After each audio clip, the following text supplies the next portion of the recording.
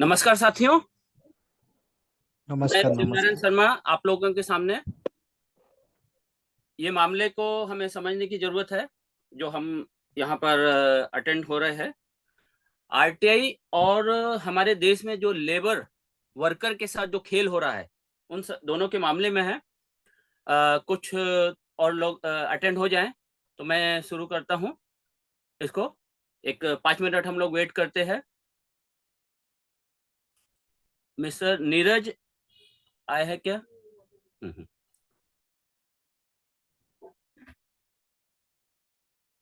सनी फर्नांडिस जी, आपका स्वागत है। विश्व विश्वेश्वर उप्पियन, नमस्कार। नमस्ते। हाँ हाँ, सनी जी, ये मामले को हम अभी बताएंगे और आप जी, अगर कुछ आपको कुछ कहना हो। जी, आप पीएमसी की लड़ाई लड़ रहे हैं काफी खतरनाक तरीके से जो, जी सर, जी और सर, आरटीआई से क्या इफेक्ट होने वाला है और क्या चीज है, ये सब चीजें इसमें समझ में आती आएगी। तो जी आप सर, थोड़ा सा अपने हिसाब से जो भी बोलना चाहे बोलिए, तब तक कुछ जी लोग सर, इकट्ठे होते हैं तो फिर मैं मैन मैटर पे आता हूँ, है ना। जी। आप हाँ, बोलिए थोमस जी। हाँ, तो हाँ क्या हुआ था कि पीएमसी बैंक का मैं मामला को एक शॉर्ट में बताता हूँ। पता नहीं कितने लोगों को उसके बारे में पता है जो कांड हुआ है। जी। तो ये जो अमालगमेशन एक अच्छा लफ्ज लोग लेके आए हैं, सिंपल भाषा में देखा जाए तो लोग ने बैंक ये किसी को एक बोलते ना कि तोहफे में दे दिया है। जब हम्म पीएमसी बैंक का जो स्कैम है, मैं स्कैम नहीं समझता हूँ, क्योंकि स्कैम वो चीज होते हैं जहां पर लोग ने जो घोटाला किया है और वो पैसे लेके भाग गए और वो पैसा नहीं दे सकते हैं। हम्म। यहाँ पर इनके पास पैसे है, पैसे बराबर। नहीं है, उसके बावजूद एकदम कहते हैं ना कि शॉकिंग चीज ये है कि हमारे देश की जो कहते हैं कि लॉ के एक संस्था है, वो खुद उसे रोक दिया है। हम्म हम्म अब हम्म उन लोग ने एक इतनी घटिया स्कीम, जितने बोलते हैं कि इंसानियत के खिलाफ एक स्कीम लेके आए लगभग 6 महीने पहले, जिसको वो लोग कहते हैं ओटीएस, वन टाइम सेटलमेंट। हम्म और ये वन टाइम सेटलमेंट में जो पहले 5 साल में लोग 10 लाख रुपए देने वाले थे, वो हम्म बोला कि तुमको वो पैसे अगर अभी चाहिए हम्म 38% हेयर कट में ले लो। तो हम्म जब मैं इसकी तहकीकात आरबीआई ने की, तो हम्म आरबीआई ने कहा कि हमने इनके लिए ऐसे करने की कोई परमिशन नहीं दिया है। हम्म। और आज मुझे मालूम पड़ गया कि वो लोग ने वो स्कीम कैंसिल कर दिया है सर। अच्छा। हाँ हाँ। हाँ, तो यही बताना तो, था जब तो आपका ये सब चीज जो है आरटीआई से ही आपको सारी जानकारी मिल रही होगी।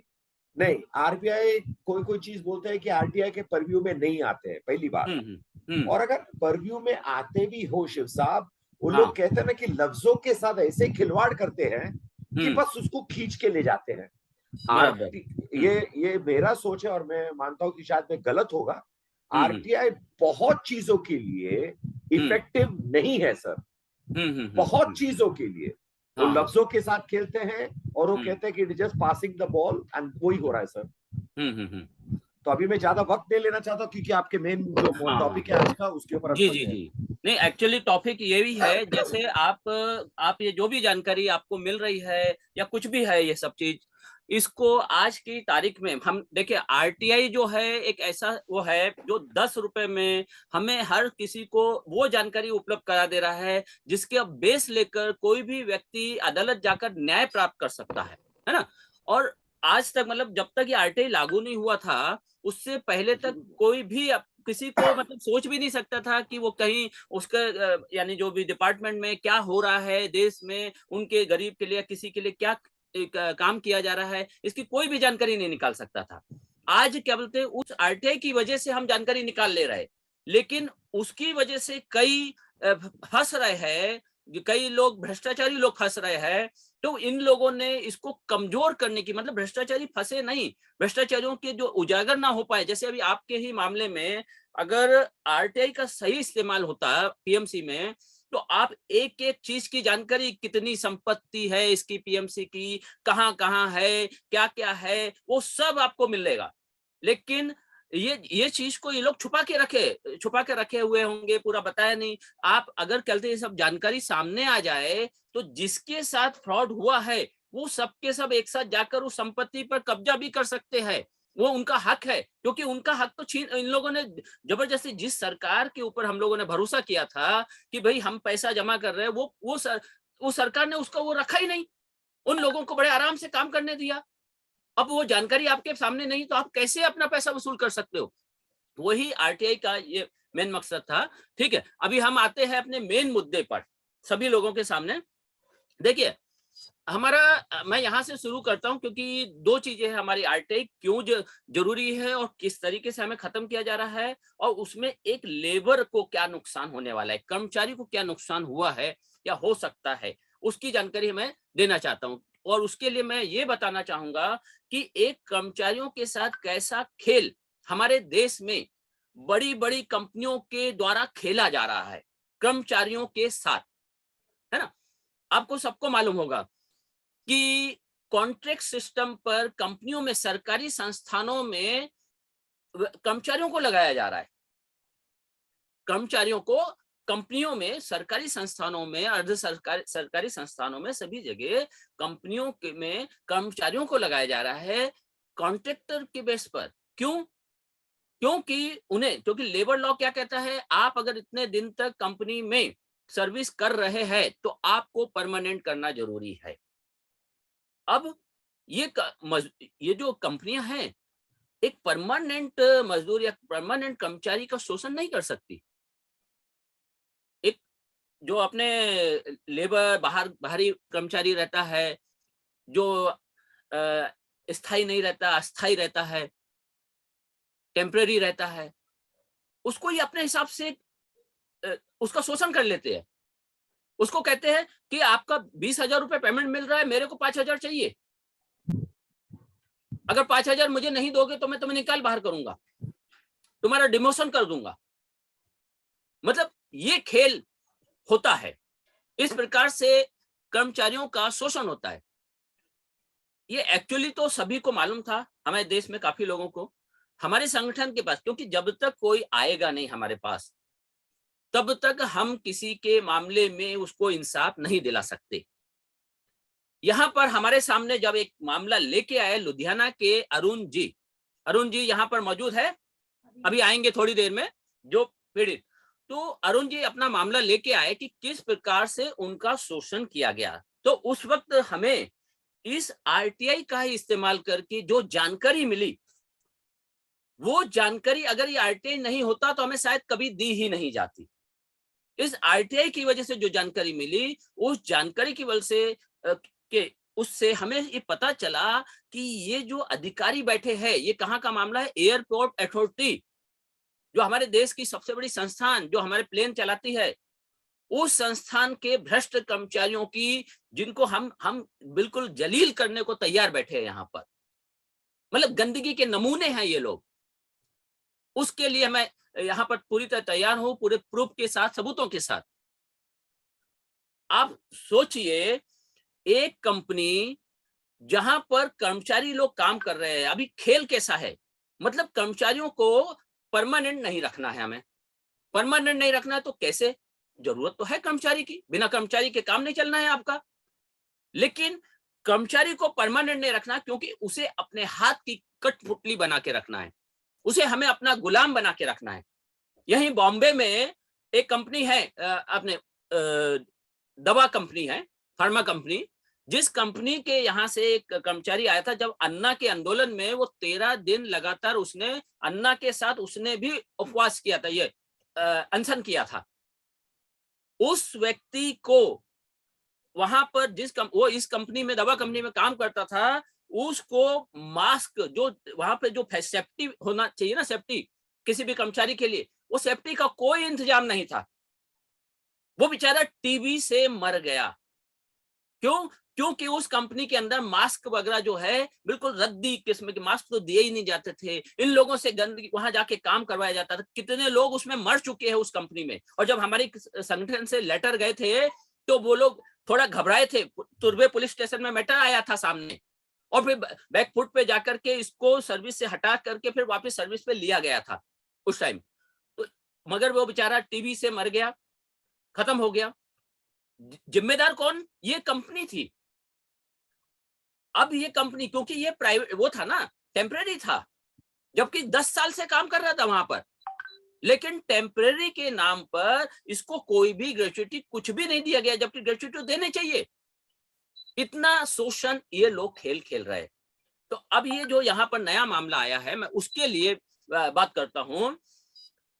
क्या है, कर्मचारी काम कर रहे हैं, 8 है, 10 है, जो भी है, XYZ, ये कर्मचारी काम कर रहे हैं। हम करते करते इन्हें मालूम ही नहीं पड़ा कि मेरा मालिक कब चेंज हो गया। मतलब आप काम कर रहे हैं, मजदूर को मालूम नहीं है मेरा मालिक बदल गया, बाद में मालूम पड़ रहा है उनको, और बाद में उनसे अपॉइंटमेंट लेटर लिए जा रहे हैं, बाद में उनसे बायोडाटा लिया जा रहा है। क्यों? अगर आपको कंपनी में अगर वर्करों की जरूरत थी, तो जो वर्कर पहले से कंटिन्यू है, उन वर्करों के लिए मालिक चेंज करने की क्या जरूरत है? उन वर्करों को आप परमानेंट क्यों नहीं लगा रहे? ये खेल जो खेला जा रहा है, वो खेल संविधान के बिल्कुल खिलाफ जा रहा है। अभी हमें यहाँ पर जो आरटीआई की ताकत, जिसकी वजह से क्या ये जानकारी मिली और फिर वो खत्म होगी, मैं उस चीज को दिखाऊंगा। पहले मैं अभी शेयर करता हूँ उस डाटा को, जिस डाटा के बेस पर इस खेल को मैं समझाने की कोशिश करता हूँ। हाँ, ये देखिए, ये एयरपोर्ट अथॉरिटी को आरटीआई लगाई थी, उनसे हमें जवाब मिला है। इस जवाब को देखिए, ये विक्टिम का नाम है अरुण कुमार। इसको जवाब दिया, हमने जवाब क्या मांगा? सभी सरकारी प्रतिष्ठान जनता के लिए, जनता के दिए टैक्स से चलायमान है, और किसी भी बड़े से बड़े अधिकारी या शख्सियत को यह अधिकार नहीं कि वह अपनी निजी लाभ के लिए उन संस्थानों का उपयोग करे। इसलिए airport authority of India civil airport Sahnewal Ludhiana निम्न दस्तावेज, सत्यापित दस्तावेज दे। अब यहाँ पर हमने पहले पूछा है, प्रार्थी को वह संवैधानिक दस्तावेज चाहिए जिसके आधार पर एयरपोर्ट अथॉरिटी ऑफ इंडिया ने जतिंदर कंस्ट्रक्शन कंपनी को हटाकर मॉडर्न एजेंसी को एयरपोर्ट अथॉरिटी ऑफ इंडिया का ठेकेदार मनोनीत किया। ये हमने जवाब मांगा कि भाई आपने जिस आधार पर जतिंदर को हटाया और मॉडर्न को लिया, वो जानकारी दीजिए। इन्होंने हमें जानकारी दी है, उसके दस्तावेज भी दिए है। यहाँ पर जो लिखा है, क्या लिखा है? जतिंदर कंस्ट्रक्शन कंपनी का ठेका 25/1/19 से शुरू हुआ और 28/2/21 को समाप्त हुआ। 28/2/21 यानी 28 फरवरी 2021 को नए कॉन्ट्रैक्ट के लिए सीपीपी पोर्टल के माध्यम से नया टेंडर लगाया गया, जिसकी जानकारी एयरपोर्ट अथॉरिटी, मतलब ये लोग टेंडर वहां लगाते हैं, जो छुपा के भी रखते हैं, ये सारी चीजें यहाँ चलती है, लेकिन हम लोग उसको यानी जो जानकारी जिसको नहीं है वो तो मालूम नहीं कर पाता। अभी आगे देखिए, जिसके आधार पर मॉडर्न एजेंसी को नया ठेका 1/3/21 से 28/2/23 तक के लिए दे दिया गया। मॉडर्न एजेंसी को दिए गए कार्य को समझना है, आदेश की प्रति साथ में संलग्न है। तो अभी सबसे पहले हम इसकी जो प्रति मिली है उसको हम पहले देखते हैं, फिर हम दूसरा बी वाला पॉइंट पढ़ेंगे। देखिए, ये इन्होंने हमें प्रति दी है, ये देखिए कि मॉडर्न एजेंसी को कैसे ठेका दिया गया। इस लेटर को, ये एयरपोर्ट अथॉरिटी का लेटर है, ये लेटर है 25/2/21 का, 25 फरवरी 2021। इन्होंने ठेका दिया अपने यानी ये निकाला 19 से 21 तक के लिए था इनके लिए, इनके पास। अभी 25/2 को इन्होंने दूसरे को यानी टेंडर खोला है। अब 25/2 को यानी 25 फरवरी को अगर ठेका खोला है, तो यहाँ पर ये देखिए आप, यहाँ इन्होंने क्या लिखा, ऊपर आपका टेंडर 22/1/21 को खोला गया। आपका टेंडर 22/1/21 को खोला गया, ऐसा इन्होंने लिखा है, ठीक है। ऊपर उल्लिखित कार्य हेतु आपका टेंडर अध्यक्ष भारतीय यानी एयरपोर्ट अथॉरिटी की ओर से स्वीकृत किया जाता है, और आपके द्वारा दिए गए मद पर आपको टेंडर 42 लाख रुपए में आपको ये कर दिया जाता है, और ये 22% कम है, ये हमें बता रहे हैं। मतलब 55 लाख से इन्होंने 22% कम पर 42 लाख पर इनको दिया। अभी ये 22/1 को इन्होंने खोला, लेकिन इसकी जानकारी इन्होंने 25 तारीख को दी है, कि 25 तारीख को इन्होंने बोला है इनसे कि आपको ठेका दिया जाता है। कहाँ का? ये जो टेंडर जो पास किया गया है उसका।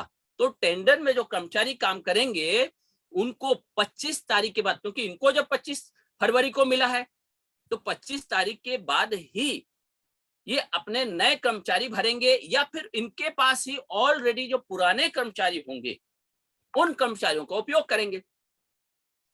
ये बिल्कुल क्लियर है।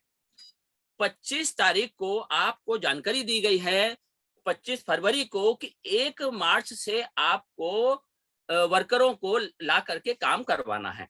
ये जानकारी आपको दी गई है। कब? 25 फरवरी को, और 1 मार्च से लेके आना है, मतलब सिर्फ 3 दिन का टाइम दिया गया है। 3 दिन के टाइम के अंदर इस नई कंपनी को उन वर्करों को वहां पर भर्ती करना है, उस जगह पहुंचाना है जहां के लिए इन्होंने टेंडर खोला, जहां के लिए इन्होंने काम लिया है। कॉन्ट्रैक्टर, पहले वाला कॉन्ट्रैक्टर के वर्कर अपने अलग है, दूसरे कॉन्ट्रैक्टर के वर्कर अलग होने चाहिए, और वो वर्कर को, उस कॉन्ट्रैक्टर के पास वर्कर है इसका पहले सर्टिफिकेट लेना चाहिए। क्या आपने सर्टिफिकेट लिया कि आपके पास ये पूरी सुविधा है, आप ये दे सकते हो या नहीं दे सकते हो, या आपके पास पुराना कौन सा आपके पास ये अनुभव है इससे रिलेटेड? तो ये सारी जानकारी का कोई इससे लेना देना है ही नहीं। ये जो खेल चल रहा है उसको देखने की जरूरत है। 25 तारीख को आपको बताया जाता है कि आपका टेंडर पास हो रहा है, आप 1 तारीख से लाइए। अब 1 तारीख से वर्कर कौन से आ रहे हैं उसको देखने की जरूरत है। इनसे क्या कहा गया आगे वो देखिए। इन्होंने कहा है कि आपसे निवेदन है कि आप दिनांक 11/3 तक उप महाप्रबंधक अमृतसर, मतलब जो इनका एयरपोर्ट अथॉरिटी का अमृतसर ऑफिस है, वहां पर अपना विश्वसनीय प्रतिनिधि प्रतिनियुक्त करें, जो करारनामे पर हस्ताक्षर के लिए अधिकृत हो तथा करारनामे को पूरा करे। ठेके का करारनामा 100 रुपए के स्टैम्प पेपर पर, मतलब आपका ठेका चालू किया गया 25 फरवरी को, आपका ठेका खोल दिया गया, 1 तारीख से आपको वर्कर लगाने हैं, लेकिन आपकी जो जानकारी, क्योंकि 2 दिन के अंदर तो ये होना नहीं है, तो 11 तारीख को आप अपना प्रतिनिधि भेजे और करारनामा होगा। फिर 1 तारीख को ये कैसे अपने वर्कर को लगा करके काम कर सकते हैं? कहां से लगा सकते हैं? है?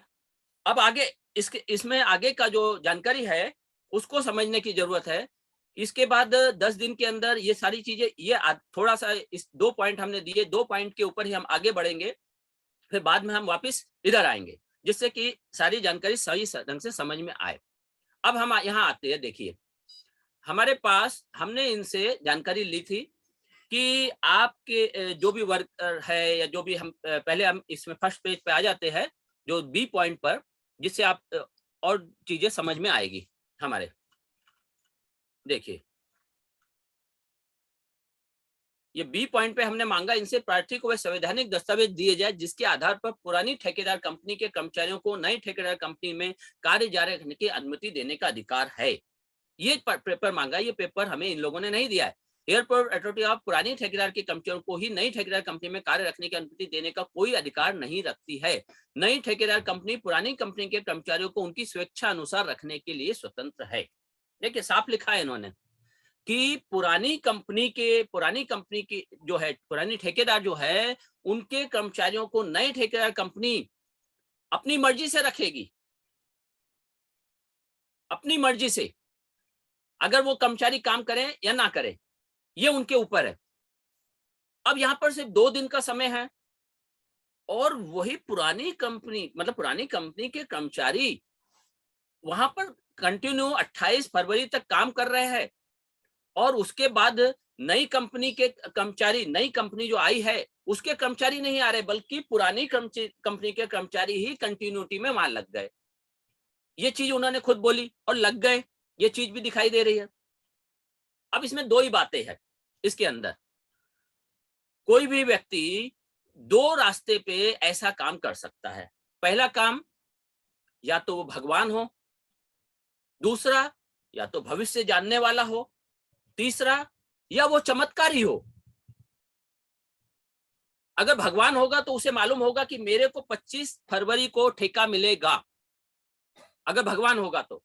अगर चमत्कार करने वाला होगा तो उसे मालूम होगा कि मैं कैसे चमत्कार करके 2 दिन के अंदर जितने भी वर्कर है उन सबको मैं अपनी कंपनी में दाखिल कर लूं, उनका माइंड चेंज कर डालूं। और अगर वो क्या बोलते भविष्य जानने वाला होगा, तो वो पहले से ही 25 तारीख से पहले ही वो जान लेगा कि मेरा 25 तारीख के बाद मेरे को ये ठेका मिलने वाला है।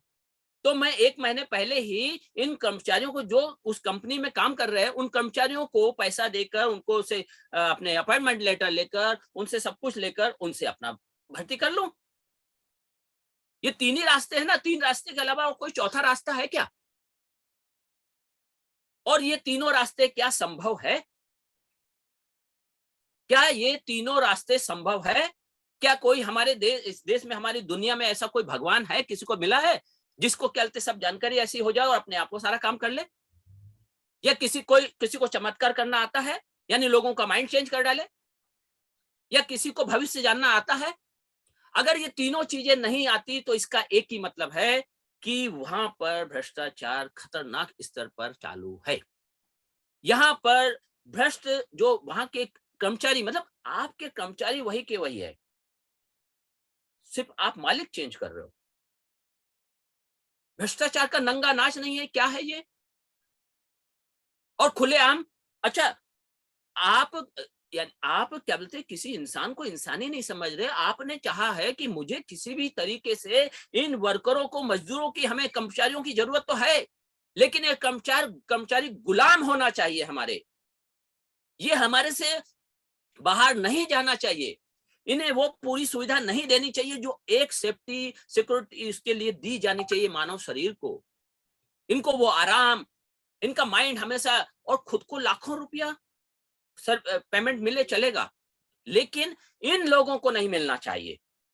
क्यों नहीं मिलना चाहिए इन लोगों को? क्यों क्यों नहीं मिलना चाहिए? तो उसके लिए ये लोग संविधान का कितना दुरुपयोग करते हैं, उसे समझने के लिए अब यहाँ पर मैं आपको डाटा भी दिखा देता हूं। देखिए इन लोगों का किस तरीके, इनके डाटा जो हमें मिले हैं, इन्होंने हमें अटेंडेंस, हमने बाकायदा मांगी इनसे कि आप हमें अटेंडेंस का वो दीजिए। ये इनका ठेके का वो दिया गया है।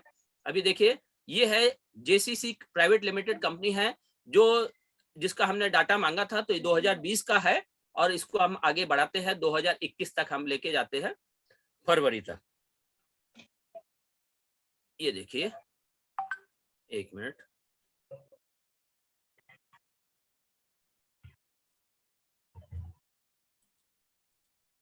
ये देखिए, ये फरवरी का डाटा है। फरवरी में इनकी जो भी सैलरी दी गई है, ये सातों के नाम देख लीजिए। इनके गणेश गुरुप्रीत सिंह साहब और अरुण कुमार, ये पांचों 7 लोग हैं। जैसे इन 7 लोगों को फरवरी में इन लोगों ने वहां पर कंटिन्यू काम किया है।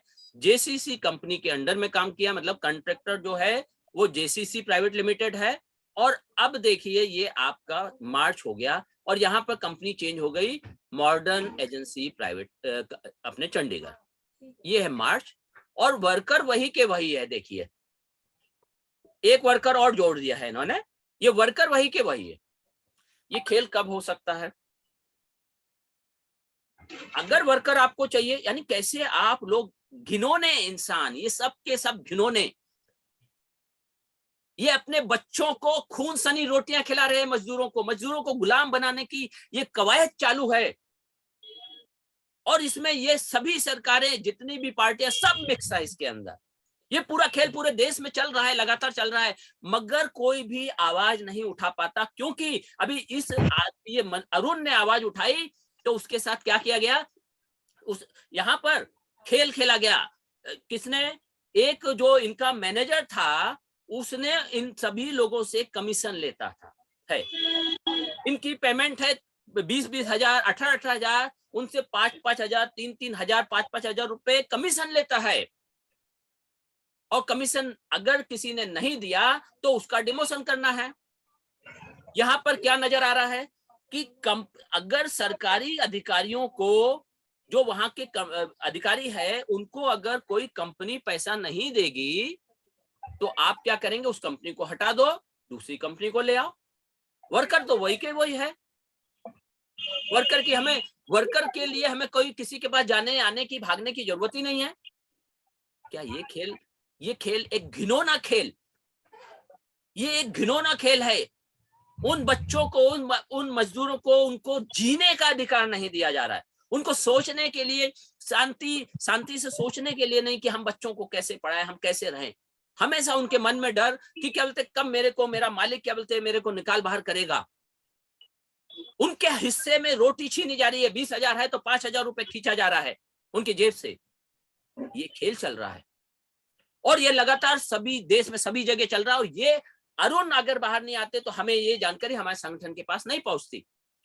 और ये जानकारी आरटीआई के द्वारा हमें मिली है। अभी हम उनको नोटिस भेज रहे हैं, किसको, इस कंपनी के इनको नोटिस भेज रहे हैं कि ये खेल कैसा, ये भ्रष्टाचार आपके यहाँ किस अधिकारियों के। क्योंकि अभी हमने क्या बोला, तीन टाइप के लोग, या तो चमत्कार जानने वाले, या भविष्य जानने वाले, या भगवान। ये 3 टाइप के लोग ही इस प्रकार का काम कर सकते हैं, और नहीं तो फिर और कोई रास्ता नहीं है। और 3 टाइप के लोग हो ही नहीं सकते इस दुनिया में, आज तक किसी को नहीं मिले। तो इसका मतलब चौथा रास्ता क्या है, भ्रष्टाचार का, जिसमें इनके अधिकारी ही जानते हैं कि 25 तारीख को ये टेंडर खुलेगा, आप क्या बोलते इन कर्मचारियों के साथ बातचीत कर लीजिए। मगर उन कर्मचारियों से बातचीत करने की भी जरूरत नहीं है इनको। क्यों? क्योंकि इनको मालूम है हमने इन मजदूरों की गर्दन पकड़ के रखी हुई है। इन मजदूरों को हम किसी भी हालत में इनको बाहर जाने ही नहीं देंगे अपने से। ये इन भ्रष्ट अधिकारियों को मालूम है, जो अपने बच्चों को खून सनी रोटी खिलाते हैं। इनको बीच चौराहे पर नंगा करके मारना चाहिए। ये हम लोगों के दिलों में गुस्सा नहीं आता है। हम लोग ऐसे मतलब ये सब चीज को सहन कर रहे हैं।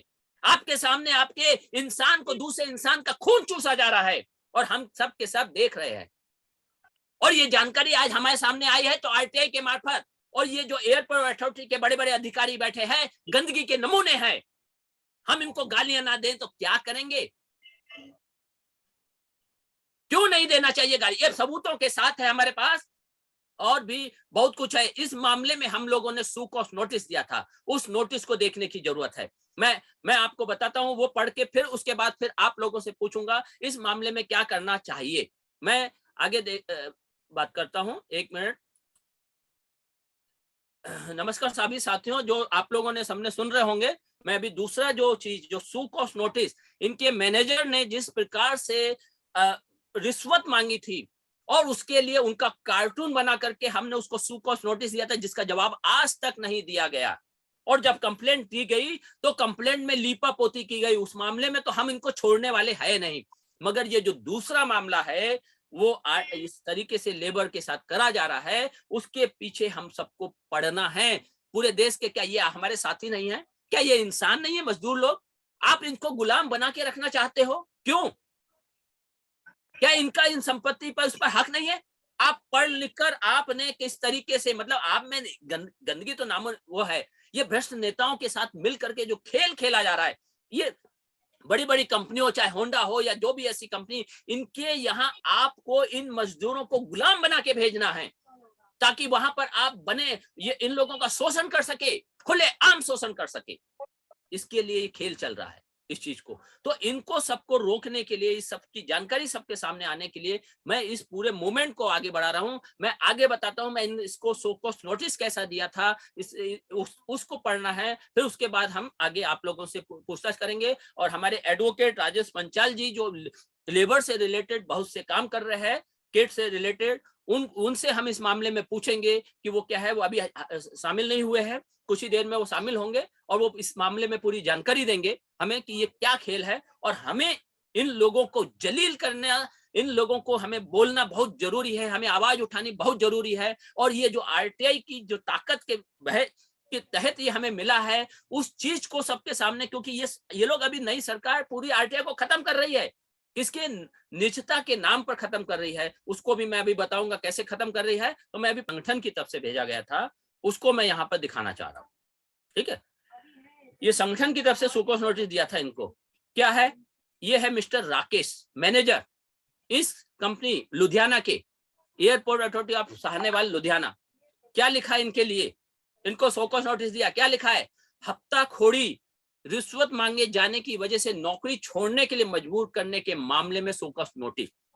मतलब आप हफ्ताखोरी कर रहे हो, रिश्वत मांगी है आपने, और जिसकी वजह से मजबूर हो गया एक वर्कर और उसने अपनी नौकरी छोड़ी है, और उस मामले में हम आपको सुकोस नोटिस दे रहे हैं। संगठन के पास आपके द्वारा प्रताड़ित किए गए पीड़ित कर्मचारी का मामला आया, हमने पूरा विश्लेषण किया, इनके पूरे सबूत देखे और फिर हमने इनको ये भी सामने सामने रखा कि हमारा संगठन भ्रष्टाचार पीड़ितों के हक व उनके इंसाफ के लिए सामाजिक स्तर पर समाज के सम्मानीय बुद्धिजीवियों के सामने मामले को तकनीकी पहलुओं व सबूतों के साथ विश्लेषण करके रखने का कार्य करता है और समस्त जनों से पीड़ितों के इंसाफ के लिए उनके सहयोग की मांग करता है। हमारे द्वारा किए गए कुछ कार्यों को समझकर संगठन की कार्य प्रणाली को आप समझ सकते हैं। मतलब ये जानकारी भी उनको हमने दी कि हम कैसे काम करते हैं। हमारा संगठन किसी भी पीड़ित के मामले में, पीड़ित जैसे कर्मचारी है और उनका शपथ पत्र व सबूत देखने के बाद आवश्यक जांच करते हुए संबंधित विभागों में शिकायतें भेजता है और पीड़ित को इंसाफ दिलवाने की कोशिश करता है। संगठन का उसूल है, अगर पीड़ित या संगठन द्वारा दी गई शिकायत के बावजूद पुलिस प्रशासन या संबंधित विभाग या ट्रस्ट व समाज के जिम्मेदार अधिकारी कोई कार्रवाई नहीं करते हो, ना ही मामले का संज्ञान सोशल मीडिया मोबाइल द्वारा आगाह करने के बावजूद लेते हैं और किसी भी प्रकार की कार्रवाई नहीं करते हैं, तो यह अपने आप सिद्ध हो जाता है कि जिम्मेदार भ्रष्ट पुलिसकर्मी व भ्रष्ट अधिकारी द्वारा आरोपियों के साथ मिलकर भरपूर भ्रष्टाचार का खेल खेला जा रहा है और जिम्मेदार अधिकारियों द्वारा जिम्मेदारी नहीं निभाई जा रही है। जिसके बाद संगठन जिम्मेदार अधिकारियों को नींद से जगाने के लिए व अपराधियों को समाज के सामने बेनकाब करने के लिए समस्त उपलब्ध सबूतों के साथ विसिल बजाने का काम करता है। विसिल मतलब आप सो रहे हो, आप जाग नहीं रहे हो, तो फिर आपको जगाने के लिए आपके कार्टून बनाए जाते हैं, उसको वायरल करते हैं, विसिल बजाई जाती है। उस प्रकार से संबंधित मामले में पर्चियां छापकर पेपर बम आपके एरिया में अपराधियों का अधिकारियों की फोटो उनके बोले गए संवाद के साथ बांटे जाते हैं। ये हमारे काम है और इसमें हमने जो काम किए, जैसे बॉम्बे में एक जुलेखा जगमग का मामला था, एफआईआर दर्ज करी। नासिक मर्डर केस में एक पर्चियां बांटी हम लोगों ने, उधर एफआईआर दर्ज करवाई। गुजरात में मुंबई से आ रही एक महिला का पर्स चोरी किया था, उसमें इन लोगों ने किया था, हमारी वजह से वो पकड़वाया गया। कमल बस्ती लुधियाना में हम लोगों ने एफआईआर दर्ज करी। करोड़ों रुपए का ये फर्जीवाड़ा है जिसको वहां के सुभाष केट्टी जी है विसिल ब्लोअर, उन्होंने उजागर किया और इस मामले में हमारे यहाँ से सोनिका क्रांतिवीर जी की तरफ से एफआईआर दर्ज हुई। नाबालिग लड़की का एक लुधियाना में अपहरण किया गया था, उसकी हमने पर्चियां बांटी। ये हालत हो गई कि वो बदमाश को लुधियाना छोड़ने पर मजबूर होना पड़ा था। ये सारी चीजें, अच्छा ये तो होता है। फिर हम लोग ने ये भी इनको बताया कि अगर कोई माफी मांग लेता है, जैसे एक मोहल्ले में दहशत फैलाने के लिए गुंडागर्दी की गई, तो उसमें क्या कहते पुलिस के लड़के द्वारा करा गया, तो उस मामले में उन्होंने माफी मांगी तो हमने उस मामले को खत्म किया, क्योंकि हमारा मकसद है, हम अपराध खत्म करना चाहते हैं, अपराधी को खत्म करना हमारा मकसद नहीं है। और इसी वजह से हमने यहाँ पर ये इनसे माफीनामा लेकर के इस मैटर को खत्म किया। एक ससुर जो है, जिसने क्या कहते बहू को मारने के लिए भागा और बहू जो क्या कहते वो डर के मारे टेरिस से, सेकंड माले की टेरिस से कूदकर बचने के लिए कूद गई नीचे और उसकी कमर की रीढ़ की हड्डी, उसके हाथ पांव सब टूट गए, रीढ़ की हड्डी टूट गई। मतलब अब वो खत्म। उस मामले में जब हमारे पास आया तो हमने वहां पर जब यानी मामला उठाया, हमला किया, तो ससुर वगैरह ने माफी मांगना शुरू कर दिया था। तो हमने कहा माफी नहीं, पहले आपको इसका पूरा यानी जो भी चीज है इसकी देखभाल करना, इसको पूरा इलाज करना, ये सब जरूरत पड़ेगी। साथ में हमने, क्योंकि ये तो हो जाएगा मगर उसको फिर उठा करके गांव में भेज दिया जाएगा, बाद में क्या होगा उसका, तो हमने वहां पर पूरी लिखा पढ़ी कराई। जो संपत्ति उसके पति के हाथ में आनी चाहिए उसका आधा आधा हमने करवाया, ताकि क्या बोलते इसका कभी भी कोई यानी इसको फेंक ना दे, इसका शोषण ना कर ले। और परिणाम आज वो महिला क्या बोलते हैं तंदुरुस्त है, हर तरह से ठीक हो चुकी है। ये हमारे द्वारा, हमारे संगठन द्वारा किया गया। ये सारी जानकारी दी, घरेलू हिंसा से रिलेटेड किया, कोरोना के समय कुछ अपने काम करने वाले कर्मचारियों को निकाल गया, उनको पैसा दिलवाया गया, ये सारी चीजें की, ये सब हमने इनको भेजा, ठीक है। और इसके बाद हमने पीड़ित का शपथ पत्र लगाया और फिर लिखा इनको कि एयरपोर्ट अथॉरिटी ऑफ इंडिया में लगातार कर्मचारियों की आवश्यकता है। ये तो सिद्ध हो रहा है। क्यों? अगर आवश्यकता नहीं होती तो अभी मैंने आपको दिखाया, पहले पुरानी कॉन्ट्रैक्ट कंपनी के अंडर में काम कर रहे जो वर्कर, वही वर्कर अगली कॉन्ट्रैक्ट कंपनी के अंडर में काम कर रहे हैं। मतलब मेरा मालिक चेंज हो गया है, वर्करों को पता नहीं हो, वर्कर वहीं के वहीं काम कर रहे हैं। अगर आपको काम करने के लिए यानी इनकी जरूरत नहीं थी कर्मचारियों की, तो फिर आप हटाते और दूसरे कर्मचारी यानी उसी कंपनी को, उसी उन्हीं वर्करों को नहीं रखते आप। आप वो दूसरी कंपनी लेके आती ना अपने हिसाब से वर्कर, आपने क्यों रखा? और वो पुरानी कंपनी जो है अपने वर्कर को लेके जाती, लेकिन आपने हटाया। कम मालिक को चेंज किया आपने, इनको नहीं चेंज किया। वर्कर की जरूरत है आपको, ये आपका सिद्ध हो रहा है। जब वर्कर की जरूरत है, हमारी जनता की जेब से ही तो जा रहा है पैसा। ये पैसा सरकारी संस्थान है, ये हमारी जनता की जेब से जा रहे हैं। हमने वो इतने बड़ी बड़ी अथॉरिटी बनाई है, इसमें पैसा हम लोगों ने लगाया, हमारी जमीनों पर बना है। ये लीज पर जगह दी गई है, ये सब हमारे द्वारा दी गई है, सबको सुविधा के लिए दी गई है, ताकि वो इनकम हो। इनकम से क्या कहते हैं, लोगों के घर परिवार चले, टैक्स जो पैसा आता है टैक्स से, इन सब से सुविधाएं बढ़े। जो आज हमारे यहाँ पर रोड बनाए जा रहे हैं, रोड के लिए हम लोगों से टोल टैक्स लिया जा रहा है, ये सब चीजें ली जा रही है, इसकी जरूरत नहीं है। अगर ये कंपनियां सब ईमानदारी से काम करने लगे, इन कंपनियों में पैसा लगाने के लिए हमारी जेब से टैक्स ले लेकर के इन कंपनियों को बनाया गया, और वो कंपनी इन भ्रष्ट अधिकारियों के लिए खड़ी है, उन ठेकेदारों के लिए खड़ी है। ये खेल हो रहा है। तो यहां पर हमने ये साफ लिखा कि कर्मचारियों की आवश्यकता है, मगर उसके भ्रष्ट अधिकारियों की मिलीभगत से बड़े स्तर पर भ्रष्टाचार करते हुए कर्मचारियों का तो शोषण किया ही जा रहा है, साथ ही जनता के द्वारा दिए गए टैक्स का करोड़ों रुपया भ्रष्ट अधिकारी आपसी मिलीभगत से हजम कर रहे हैं। एयरपोर्ट अथॉरिटी ऑफ इंडिया में जो भी कर्मचारी ठेकेदार की तरफ से लगाए जाते हैं, वे केवल कागजों पर ही ठेकेदार कंपनी के कर्मचारी है। असल में भ्रष्ट अधिकारियों की मिलीभगत से उन कर्मचारियों को लगाया जाता है। मतलब जो भी कर्मचारी लगे हैं, वो ठेकेदार कंपनी नहीं लाती है, ठेकेदार कंपनी नहीं लाती है, बल्कि ये जो भ्रष्ट अधिकारी जो है ना, यही उन लोगों को कर्मचारी मुहैया करा देते हैं। किनको? इन अपने ठेकेदार कंपनियों को। क्यों मुहैया करा देते हैं? क्योंकि उनको पैसा मिलता है। आप बाहर से कर्मचारी लेने जाओगे, किसी अपने यहाँ आपको किसी कर्मचारी को अपने यहाँ काम करवाने के लिए रखना है, तो आप उस एजेंसी को फंड देते हैं, कमीशन देते हैं। यहाँ पर कोई कमीशन की जरूरत ही नहीं पड़ी, क्योंकि बाहरी कंपनी तो है ही नहीं ना। आप बैठे हैं, दूसरी कंपनी पुरानी कंपनी है, उन्हीं कर्मचारियों को नई कंपनी को दे दिया, कहा कि भैया देखो हमने आपको दिए इतने कर्मचारी, हमारे को इतना पैसा दे दो, और आपको उतना पैसा मिला। अब वो पैसा कहां से, ब्लैक मनी में आएगा ना आपके पास, व्हाइट में तो आएगा नहीं। और ये काम आप लोग करोगे तभी तो होगा ना, क्योंकि मैंने पहले ही कह दिया, भगवान या चमत्कार करने वाला या भविष्य का जानने वाला, ये तीन लोग ही ऐसा काम कर सकते हैं, और चौथे इन जैसे भ्रष्ट अधिकारी। तो वो तीन व्यक्ति तो कहीं मिलेंगे नहीं आपको दुनिया में, अगर मिलेंगे तो बता दीजिए। और अगर वो तीन व्यक्ति नहीं है, तो ये भ्रष्टाचार इन भ्रष्ट अधिकारियों की वजह से, जिनके जो खून सनी रोटियां खिला रहे अपने बच्चों को, इनको शर्म नहीं आ रही। ये पूरा डाटा, पूरी वीडियो इनके भविष्य में इनके बच्चे देखेंगे, इनकी पीढ़ियां देखेगी, और वो अपने इन बाप दादाओं पर थूकेगी।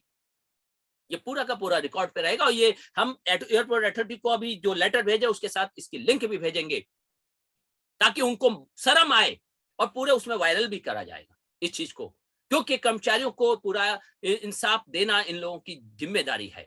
आगे देखिए, फिर कर्मचारियों की तरफ से ठेकेदार से लगाए जाते हैं केवल कागजों पर। यही कारण है कि एयरपोर्ट अथॉरिटी ऑफ इंडिया में कार्यरत कर्मचारी तो वही रहते हैं, मगर भ्रष्ट अधिकारियों की मिलीभगत से ठेकेदार कंपनी को बदल दिया जाता है। उपरोक्त प्रकार से बाहरी कर्मचारियों को लगाने का मुख्य कारण है, जो ठेकेदार कंपनी भ्रष्ट अधिकारी को अधिक रिश्वत हिस्सा देगी, उस कंपनी को उन्हीं बाहरी कर्मचारियों का मालिक बना दिया जाता है। उपरोक्त बहुत सारे तथ्य मौजूद है जो प्रत्येक भ्रष्ट अधिकारियों के कारनामों को उजागर कर सकते हैं। एयरपोर्ट अथॉरिटी ऑफ इंडिया के भ्रष्ट अधिकारियों द्वारा चलाए जा रहे भ्रष्टाचार को उजागर करना हमारे संगठन का मकसद है, जिससे पीड़ितों को इंसाफ दिलवाया जा सके। किसी भी पीड़ित को इंसाफ तभी दिलाया जा सकता है जब पीड़ित आगे बढ़कर इंसाफ के लिए आवाज उठाए। मगर आप लोगों ने अपनी अमानुषिकता का परिचय देते हुए इन गरीबों को इस कदर डरा व सहमा करके रखा हुआ है कि शायद अब वे अपनी बहन बेटी के बलात्कारी के खिलाफ भी अपना मुंह ना खोलने की हिम्मत न करते। आज जो हमारे देश में हो रहा ना, आपकी बेटी का बलात्कार कर देते हैं, बाप कहते हैं अब उसकी शिकायत करने भी नहीं जाएगा। क्यों? डर है उनको। किसका? अरे सबसे ज्यादा तो इन पुलिस वालों का डर है, जिनकी वजह से ये देश में सबसे ज्यादा भ्रष्टाचार है। इन पुलिस वालों का डर है, जो आप की शिकायत करने जाओगे तो सबसे पहले आपकी जानकारी किसको दे देंगे? आसाराम जैसे व्यभिचारी, बलात्कारी, ऐसे हेलो ऐसे अपराधियों को दे दी जाएगी। इस तरीके लोगों को अगर जानकारी दे दी जाएगी तो वो लोग क्या करेंगे, हर उस गवाह को खत्म कर देंगे। और आसाराम के इस मामले में ही विटनेस प्रोटेक्शन एक्ट लाया गया है, जिसमें सुप्रीम कोर्ट ने साफ साफ कहा है कि हर एक स्टेट हर गवाह को और शिकायतकर्ता को सुरक्षा देगी। और साफ उन्नाव साफ उन्नाव मामला, हाँ हाँ बोलिए नितिन जी बोलिए। उन्नाव उन्नाव मामले में भी वही हो गया था ना। हाँ उन्नाव हाँ के बिल्कुल, मामले उन्नाव में मामले में यही हुआ था। उसके जो पीड़िता के जो ये थे कंप्लेंटर पिताजी थे, उनको मारा गया था पुलिस स्टेशन में।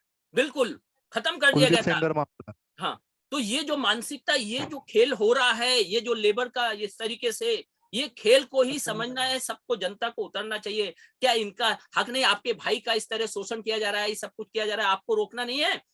और सबसे ज्यादा ये आरटीआई के द्वारा ये जो जानकारी आ रही है, और ये पुलिस वाले जो इतना बड़ा गंदा खेल खेल रहे हैं सुप्रीम कोर्ट ने क्या कहा कि अगर हमने इन पुलिस वालों के खिलाफ कार्रवाई करेंगे तो 80% पुलिस वाले बाहर हो जाएंगे, वो जेल में पहुंचाना पड़ेगा। अरे तो भैया पहुंचाओ ना जेल में। मैं तो सुप्रीम कोर्ट के खिलाफ बोलता हूं, आप कौन हो आप बैठने बोलने वाले? संविधान के तहत क्यों नहीं काम कर रहे? इन पुलिस वालों को अंदर क्यों नहीं कर रहे? आपको प्रूफ के साथ दिख रहा है। अभी अभी देखिए कितने सारे वीडियो आ रहे हैं। अभी वीडियोग्राफी के सामने हाईकोर्ट के मैटर आ रहे हैं ना सामने, उसमें साफ साफ बता रहे हैं जज कि पुलिस ऑफिसर ने कैसे काम किया, एसएसपी ने कैसे काम किया, एसएचओ ने कैसे खड़े होकर के दूसरे का मकान खाली करवा रहे हैं। ये हफ्ता वसूली, ये चीजें इन्होंने हफ्ता वसूली कर रखी है। ये लोगों ने ठेके ले रखे, सुपारी लेते हैं ये लोग पुलिस वाले। और उनकी जब जानकारी मांगेंगे, और वो जानकारी आज आरटीआई के मार्फत मिल रही है, वो भी 90% नहीं मिल रही, 10% ही मिल रही है। तो आरटीआई को खत्म करके ये वो जानकारी भी नहीं देने वाले, ये खेल होने वाला है। और ये सरकार, सभी जितनी भी पार्टियां, जितने भी भ्रष्ट नेता, ये सब मिल करके ये खेल खेल रहे हैं। और ये सब सिर्फ 2% उन भ्रष्टाचारियों को बचाने के लिए खेल खेला जा रहा है। वही चीज यहाँ पर है। तो इसको हमने सुकोस नोटिस दिया था और इसको पूरे प्रूफ के साथ इसको बताया था कि आप क्या हो। देखिए इसमें इनके जो अधिकारी, एक ने फोन किया, देखिए हमने पूरा इनको कितना मिलना चाहिए किसी भी कर्मचारी को हाजिरी करते या क्या है, ये सारी जानकारी प्रूफ के साथ इनको भेजी थी। इसमें हमने ये भी लिखा था कि किस तरीके से एक अधिकारी, ये देखिए ये आदमी है रवि कुमार, ठीक है, ये रवि कुमार, इसका एब्सेंट दिखाई दे रहा है, बराबर। ये कहां पर दिखाई दे रहा है आपको? इसके अटेंडेंस बुक में। लेकिन इसको पेमेंट मिल रहा है कंटिन्यू। कैसे भाई? इसकी अटेंडेंस है और इसके नाम से मैनेजर जो है पैसा खा रहा है, ये रवि कुमार के नाम से। ये पूरे प्रूफ के साथ दिया गया है। और उसके बाद उन लोगों ने, वो अलग ढंग से जवाब दे रहे हैं, पेपर हमें दे नहीं रहे, और उसके लिए हमने फर्स्ट अपील सर्टिफाइड कॉपी नहीं दी उन लोगों ने, ये दी है सर्टिफाइड कॉपी जो देनी चाहिए वो नहीं दी। मतलब इतने घिनौने इंसान है ये लोग, इस टाइप के। इनको सुकोस नोटिस भेजा और इसको फिर हमने कहा कि इस वर्कर ने, इसकी क्या गलती है? इसकी गलती ये है कि इसने कहा कि मैं आपको जो इस मैनेजर ने क्या है, इन सबसे 3-3 हजार 5-5 हजार रुपए मांगा, तो 5 हजार रुपए नहीं दिया। इसने हमारे जो विक्टिम आया उसने बोला देखिए पीड़ित अरुण कुमार की उम्र 34 वर्ष में, कम से कम 25 वर्ष और अपनी सेवाएं कोई करेगा। तो इसको जितने साल, मतलब इसको सर्विस छोड़नी पड़ी, तो सर्विस छोड़ने की वजह से इसका जो नुकसान हुआ वो पूरा हमने कैलकुलेट करके इनके पास पहुंचाया, जो लगभग 20 लाख के आसपास आया। तो हमने इनको कहा कि क्या बोलते, अब आपकी वजह से हुआ है, आपने पूरी तरीके से, इसमें पूरे प्रूफ है, सबूत है, आपको सुकोस नोटिस भेजा, आपने इसी में सब ये खेल खेला है, रिश्वत ली है, ये सारी चीज हुई है, इसकी वजह से हमारे अपने पीड़ित को इसको नुकसान हुआ है 20 लाख का। आपको इसको 10 लाख रुपए देने होंगे, नहीं तो ये मामला हम पूरी तरह उजागर करेंगे। इनका कार्टून बना के सब कुछ किया गया है, अभी उजागर नहीं किया गया है, अभी हमने इसको उजागर करेंगे। क्यों? हमने कहा पहले इनके अधिकारियों से भी बता दिया जाए, तो अधिकारियों को अभी लेटर भेजा, उन्होंने इस मामले को रफा दफा करने की कोशिश की है। अभी हम इसमें आगे बढ़ रहे हैं इस चीज के ऊपर। तो ये आया, इसको सुकोस नोटिस। हाँ बोलिए। तो सर मैं 2019 में 1 मई से एयरपोर्ट में लगा था, ठीक है सर। तो जब जिसमें उस टाइम मतलब जो एयरपोर्ट के हमारे इलेक्ट्रिकल के जई थे वो थे होशियार सिंह जी, उन्होंने मेरी ज्वाइनिंग करवाई थी जी।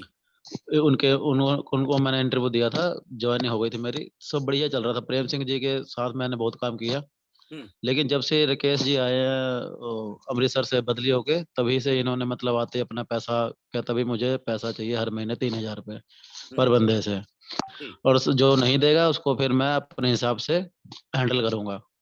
तो सब लड़के दे रहे थे, सब लड़के ने दिए भी हैं पैसे, हर महीने दे रहे थे। फिर मैंने कहा कि सर मैं नहीं दे पाऊंगा इतने पैसे, मेरे से नहीं हो पाएगा, लेकिन मैं चलो आपको खुश होकर 2,000 रुपये करीब दे दूंगा। तो बोले चलो तू 2,000 दे, लेकिन सबको 3,000 बताना। मैं बोला ठीक है जी। लेकिन बाद में भी इन्होंने फिर मेरा डिमोशन कर दिया, हेल्पर बना दिया मुझको, मतलब वही आप ऑपरेटर। पहले कौन सी पोस्ट पे थे? पहले मैं ऑपरेटर की पोस्ट पे था। ऑपरेटर की पोस्ट पे थे, आपने हाँ पैसा नहीं दिया तो आपका डिमोशन कर दिया, आपको हेल्पर बना दिया। हाँ, देखिए हेल्पर क्या बना दिया। मतलब गुलामी, ऐसे गुलाम बनाया जा रहा हाँ है हमारे देश में। हाँ हाँ, मतलब कि अगर तू 3,000 नहीं देगा तो तेरा 5,000 का नुकसान है, मतलब कि उन्होंने मेरा कर दिया कि तू 3,000 के बदले तो 5,000 तेरा नुकसान होगा, और जलील किया मुझे। तो फिर मैंने ओके सोके 2 महीने 3 महीने काम किया, उसके बाद फिर मैं गाँव चला गया छुट्टी लेके। फिर जब गाँव से आऊंगा तो फिर देखूँ क्या पता सही हो जाए माहौल। लेकिन गाँव के आने के बाद इन्होंने मुझे रखा ही नहीं जॉब पे। अच्छा। और जब मैंने कंप्लेंट की, कंप्लेंट के बाद मुझे बोलते आजा आजा कर ले, लेकिन फिर उसके बाद मैं गया नहीं। हाँ तो जी। तो ये मतलब आपसे पैसा लेने का। अभी एक चीज मुझे बताइए, हाँ आप जी। वहां पर ज्वाइन कब हुए थे? 19 में?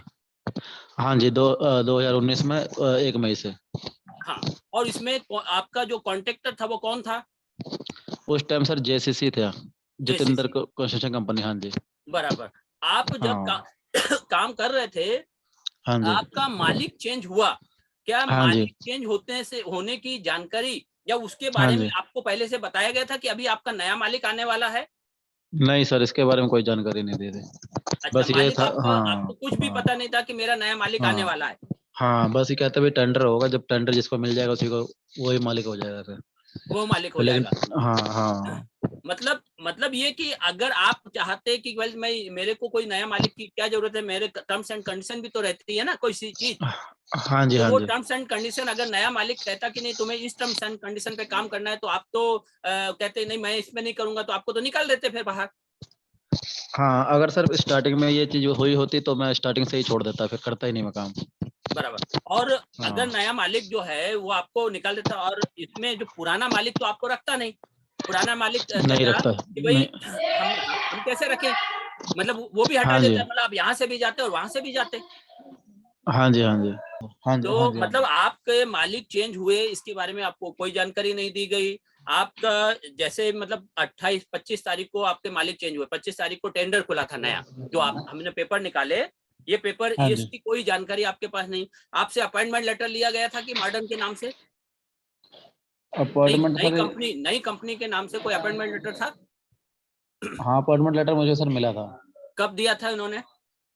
ये इन्होंने मुझको जनवरी में दिया था, जो इनके जनवरी में आ गई थी ना कंपनी। नहीं नहीं, तो हाँ, एक 21 मिनट, में। एक हाँ जी। मिनट, हाँ जी। सुनिए सुनिए। हाँ आप जी। हाँ जी। 19 में क्या कहते यहाँ पर ज्वाइन हुए थे जेसीसी में, हाँ, बराबर जैसे हाँ जी। है ना? उस टाइम हाँ जी। आपने हाँ जी। अपॉइंटमेंट लेटर और अपना बायोडाटा दिया था, सब कुछ दिया था, हाँ बराबर? हाँ जी, दिया था, आपको बिल्कुल दिया ज्वाइन था। कर लिया गया। कर लिया इसके गया। बाद हाँ जब जी। 21 में नई कंपनी आई, तो हाँ नई जी। कंपनी आने से पहले आपसे हाँ जी। आपको कोई आपने बायोडाटा दिया नई कंपनी को, या कोई अपॉइंटमेंट लेटर आपको मिला, ऐसा क्या हुआ था? क्योंकि मार्च में नई कंपनी आई ना यहाँ हाँ पर। जी। हाँ जी। हाँ तो जब आप, मार्च में सर, हाँ जब हाँ आई थी ना सर, इन्होंने खाली रिज्यूम मांगा था। हाँ, रिज्यूम मांग के मतलब कि उसी पोस्ट पे हमको रख लिया था, क्या था। मगर कौन सी तारीख को और आपसे रिज्यूम मांगा था? मतलब कि रिज्यूम तो उन्होंने बोला जब मर्जी दे दो, काम तो तुम हाँ कर ही रहे हो, तुम ही बंदे रहोगे, काम करने वाले हाँ सारे लड़के वही रहेंगे। बस हाँ। एक फॉर्मेलिटी के लिए इन्होंने रिज्यूम लिया था बस। और अपॉइंटमेंट लेटर? अपॉइंटमेंट लेटर भी इन्होंने मतलब कि बनाया था, लेकिन हमको सब कुछ दिया नहीं था वो, लेकिन फिर मैंने उसकी फोटो ले ली थी, मेरे पास है वो, जो मैंने आपको दिया भी था। अच्छा अच्छा, ये अपॉइंटमेंट लेटर हाँ, कब का था? एक मार्च का होगा। मार्च का होगा सर, मार्च का। हाँ जी। मार्च का, है ना? 21 का। हाँ जी। हाँ जी। बराबर। तो अभी ये देखिए, 2 दिन के अंदर नई कंपनी, कोई उनका रिज्यूम नहीं लिया, कोई उनका हाँ केवाईसी चेक नहीं किया, और एक हाँ जी। एयरपोर्ट अथॉरिटी बोलेंगे तो डिफेंस से रिलेटेड, मतलब ये बहुत बहुत सुरक्षा का यहाँ पर जरूरत है। अगर हाँ यहाँ जी सर। आतंकवादी जैसे या कोई ऐसे लोग पहुंचे तो हाँ क्या जी। होगा? आप कहोगे कि पुरानी कंपनी वाले तो थे, उन्हीं कंपनी पुराने कर्मचारी थे, उन्हीं को हमने नहीं उसमें रख लिया। हाँ जी, हाँ जी। आपको ये अधिकार किसने दिया कि क्या बोलते हैं इन मालिकों को चेंज कर दो? क्या उन लोगों से लिया आपने कुछ ये पहले से? कुछ भी ऐसा नहीं है। तो मुझे यही कहना है कि इस प्रकार का खेल इसलिए चल रहा है क्योंकि इन वर्करों को, कर्मचारियों को हमेशा के लिए गुलाम बना कर रखा जाए और हमें, और इस गुलामी में ये लोग जो खेल खेल रहे हैं इसमें पूरा पैसों का लेन-देन। इन लोगों से 5,000 रुपए महीना, मतलब इनकी 25% कमीशन लेना, ये किसने कहा आपको? इनका शोषण क्यों हो रहा है? ये क्या इंसान नहीं है? हैं? आप लाख-लाख रुपए पेमेंट लेते हो और उसके बाद यहाँ पर ये भी कर रहे हो। ये जो ठेकेदार, ये ठेकेदार कौन है? इनका क्या काम है आप बताइए? आप बताइए अरुण जी, ये हाँ जी। ठेकेदार वहाँ आकर क्या काम करते हैं? इनका सर इनकी क्या ज़रूरत है? कोई सारा काम नहीं काम तो करते, आप लोग करते हो। ये ठेकेदार कोई क्या काम नहीं करते हैं वहाँ करते। पर? हैं? बस सिर्फ सर बैठे हुए हैं बीच में, मतलब कि सैलरी लेके हमको सैलरी देते हैं, बस एजेंट का काम मतलब कर रहे हैं। ये लोग क्या कर दलाल रहे हैं हैं? बस। एक जो भ्रष्टाचार है उसको ये लोग लीगल कर हाँ, रहे हैं। हाँ जी। मतलब जो पैसा इन भ्रष्ट अधिकारियों को मिलना चाहिए, यानी रिश्वत में चाहिए, वो रिश्वत में कहां से? इन दलालों के थ्रू, या बीच की जो कंपनी है इनके थ्रू इन भ्रष्ट अधिकारियों के पास जा रहा है या हाँ उन जी, हाँ जी। नेताओं के पास जा रहा है और हाँ आपकी जी, जेब हाँ से जी। भी निकल रहा निकाल रहे हैं जी, भी निकाल रहे हैं। है ना? और फिर हाँ उसके जी। अंदर माल में और जिसमें भी लेन-देन में जो माल आ रहा होगा, उसमें भी जो गोरख धंधा हो रहा होगा, वो अलग हो रहा होगा। वो भी होता है सर, वो भी होता है। अच्छा, एक एक चीज़ और आपने बताई थी, एक रवि कुमार करके है जो कभी वहाँ आया ही नहीं, उसको भी हाँ पेमेंट जी। लगातार दिया गया है। हाँ, उसकी भी सर सैलरी हर महीने आती है और वो उनके पास जाती है, राकेश के पास जाती है बराबर। वो। तो ये जो चीज़ है, मतलब एक कर्मचारी जो वहाँ पर काम ही नहीं कर रहा है, उसको हाँ, नहीं। मैनेजर ने हाँ, अपने तरफ से लगा रखा है, उसकी अटेंडेंस खुद हाँ, लगाते हैं और हाँ, उसकी सैलरी या खुद लेते हैं। क्यों से अकाउंट में जा रही है? मतलब उसके अकाउंट में तो जा रही होगी, तो उनका ही हाँ, कोई लेकिन रिश्तेदार होगा हाँ, अपने, हाँ, लेकिन वो उससे पैसा जब वो काम नहीं कर रहा तो पैसा कहाँ जा रहा होगा? वो इनकी जेब पैसा में, इनकी जेब में इन जेब भ्रष्ट में जा रहा अधिकारियों की जेब में ही जा रहा हेलो होगा। हेलो हाँ, है। हाँ जी। हाँ, बोलिए। अभी कोई इस मामले में कुछ कहना चाहते हैं? पंचाल साहब हेलो आए क्या? कि एक कंपनी जो है अपने जो जिसके अंडर में काम कर रहे हैं, एयरपोर्ट अथॉरिटी की है ये, और मैंने पूरे प्रूफ दिए हैं, सारे प्रूफ है हमारे सामने कि एयरपोर्ट अथॉरिटी में एक कॉन्ट्रैक्टर अपने वर्करों के साथ काम करवा रहा है। 25 फरवरी को उसका क्या कहते हैं नया टेंडर पास होता है दूसरी कंपनी के लिए, और 2 दिन के बाद वर्कर वही के वही है, लेकिन मालिक चेंज हो जाता है। मालिक का इसमें यहाँ पर तभी हो सकता है ये काम जब 3 प्रकार के लोग वहां पर मौजूद हो इस देश दुनिया में। एक है या तो भगवान हो, या चमत्कार करने वाला हो, या भविष्य जानने वाला। वही व्यक्ति इस प्रकार का काम कर सकता है कि उसे मालूम होगा कि 2 दिन के बाद 1 तारीख से मेरे को अपने वर्कर लगाने हैं, तभी वो पुराने वर्करों को मैनेज करेगा या कुछ भी करेगा। तो ऐसा हमारा कहना सिंपल सा कि ऐसे कोई भी 3 प्रकार के लोग दुनिया में नहीं है, और जो भी अगर ऐसा खेल हो रहा है बिना भ्रष्टाचार के होगा नहीं। यानी वहां के जो भ्रष्ट अधिकारी है उनकी मिलीभगत से ही यह खेल होगा। मिलीभगत से ही पुराने वर्कर नए कॉन्ट्रैक्टर के अंडर में आएंगे, जबकि कोई भी चेंजिंग नहीं है, कुछ भी नहीं है। फिर आपको नए वर्कर लगा, यानी नया कॉन्ट्रैक्टर चेंज करने की क्या जरूरत है? तो मैं चाहता था आपसे इस मामले में लीगल पॉइंट पर क्या चीज, क्या खेल चल रहा है, पूरे देश में ये खेल चल रहा है, सबके साथ हो रहा है, मगर कोई आवाज नहीं उठा रहा, क्योंकि सबको गुलाम बनाने की के हिसाब से चल रहे हैं, ताकि उनकी जो सेफ्टी का काम है, जो चीजें जो होना चाहिए लेबर लॉ के हिसाब से, जो सेफ्टी के पैमाने होने चाहिए कंपनियों में, वो पैमाने उनको ना दिए जाए, और नहीं देंगे तो फिर कम खर्चे में काम हो जाएगा उनका, और वो लोग कमाई करेंगे, भरपूर कमाई करेंगे। तो ऐसा केमिकल कंपनी सभी जगह हो रहा है। तो मैं चाहता था आप इस मामले में थोड़ा सा बोलें इस चीज के ऊपर। पंचाल साहब आप बताइए कुछ। हाँ, धन्यवाद। हाँ, एक्चुअली अभी देखो हम सबको एंटायर जो संस्थान है, जो शासन के, जो गवर्नमेंट के, हम्म, उन्हें तो पहले बेचा जा रहा है। तो बराबर। ऑब्वियस रीजन ये है, हम्म, ये जो प्राइवेटाइजेशन का जो सिलसिला शुरू हुआ है ना, हम्म, तो प्राइवेटाइजेशन करने के कई तरीके हैं। हम्म, तो एक तो उसको निजी हाथों में बेच दो, एक प्राइवेटाइजेशन का तरीका है। और दूसरा बराबर। एक इनडायरेक्ट तरीका ऐसा है कि उसको बिना बेचे ही हम्म, वहां पर जो आपको स्टाफ लगता है ना, हम्म, तो स्टाफ को आप कॉन्ट्रेक्चुअल बेसिस के ऊपर चालू करो। वो भी बराबर, एक तरह का बिल्कुल यही निजीकरण चीज। ही है। हाँ, ओके। हम्म, तो उसमें क्या होता है, उसमें एक तो हमारे नागरिक जो वर्कर है उनका एक्सप्लॉयटेशन बड़े जोरों पैमाने पे होता है। हम्म, क्योंकि बराबर। अगर आप कॉन्ट्रेक्चुअल बेसिस के ऊपर काम करोगे तो आपके पास में कोई बार्गेनिंग पावर नहीं होगा। हम्म, आपके पास में वह सारे अ, जो जो रेगुलर पोस्ट के ऊपर अगर आप काम करते हो तो आपको जो उसका जो फायदा मिलता है, एनुअल इंक्रीमेंट मिलता है, आपको प्रमोशन मिलता है, आपको एक गारंटी होती है सर्विस की। ये प्रोटेक्शन जो है, ये प्रोटेक्शन आपको बिल्कुल नहीं रहता है। आपको कल से कहा जाएगा आप चले जाओ घर पे तो आपको जाना है जाना है। और आप उसके खिलाफ में जाके हाई कोर्ट में या फिर सेंट्रल एडमिनिस्ट्रेटिव ट्रिब्यूनल में या ऐसे किसी भी ट्रिब्यूनल पे जहाँ पे गवर्नमेंट का सर्वेंट जाकर अपना अधिकार को क्लेम करता है, ऐसा भी आप नहीं कर सकते हो। हम्म, तो ये जब सिलसिला चल रहा है हम्म, तो इसको ऑब्वियस रीजन है कि जो एग्जिस्टिंग लेबर लॉज है हमारे कंट्री में हम्म, और जो गवर्नमेंट के जो कानून है सर्विस कंडीशन को लेकर के हम्म, और जो कॉन्स्टिट्यूशनल मैंडेट है हम्म, कि पब्लिक एम्प्लॉयमेंट जब होता है तो उसको सबको समान अवसर मिलना चाहिए बिल्कुल। और वहाँ पर इक्वालिटी होना चाहिए, equal pay for equal work होना चाहिए। हम्म, तो ये सारे कॉन्स्टिट्यूशनल प्रोविजन और सारे जो लेबर लॉज के तहत जो प्रोटेक्शन है, जो गवर्नमेंट के जो सिविल सर्विस रूल्स होते हैं, हम्म, जैसा सेंट्रल गवर्नमेंट के सिविल सर्विस रूल है, हम्म, महाराष्ट्र गवर्नमेंट के महाराष्ट्र सिविल सर्विस रूल्स है, हम्म, तो उसको हर एस्पेक्ट के ऊपर उसमें प्रावधान किए गए। जैसा लीव को लेके हम्म, लीव रूल्स है, हम्म, पे रूल्स आते हैं, जब पे कमीशन आता है तो पे कमीशन में जो डियरनेस अलाउंस होता है या जो अ, जो पैसे की जो अ, मूल्य का जो अ, नीचे ऊपर होता है तो उसके हिसाब से उनको पे कमीशन रिकमेंड करता है कि पगार इतना होना चाहिए। हम्म, तो ये सारे अधिकारियों को छीनने के लिए ये एक तरीका गवर्नमेंट ने अभी चलाया है। एक या तो इसको बेच दो, अगर बेच देगा तो क्या होगा, ऑटोमेटिकली ये गवर्नमेंट के सारे रूल प्राइवेट एम्प्लॉय को, प्राइवेट एम्प्लॉयर को लागू नहीं होते। वो किसको काम पे रखना है या निकालना है, ये उसको पूरा अथॉरिटी मिल जाता है। बिल्कुल। कोई कॉन्स्टिट्यूशनल वहाँ पे गारंटी आपको मिलती नहीं है, हम्म, कोई वहाँ पे रिजर्वेशन का गारंटी रहता नहीं है, हम्म, कोई वहाँ पर ओपन एडवर्टाइजमेंट देके सबको समान अवसर का, समान संधि का वो जो मैंडेट है हमारे कॉन्स्टिट्यूशन का, वो भी हम्म, वहाँ पर उसको लागू नहीं होता है। हम्म, ओके, तो इसका दूसरा पहलू ऐसा है कि जो एम्प्लॉय होता है उसके सामने खुद को एक्सप्लॉइट करवाने के सिवा दूसरा कोई रास्ता बचता ही नहीं। बराबर।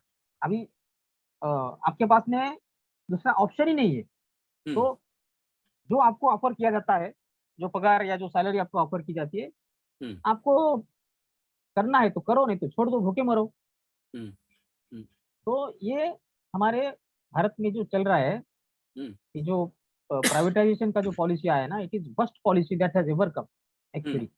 हम्म, और एक बार उसको प्राइवेट कर दिया हम्म, तो फिर आपका आरटीआई भी वहाँ पे लागू नहीं होगा। बिल्कुल।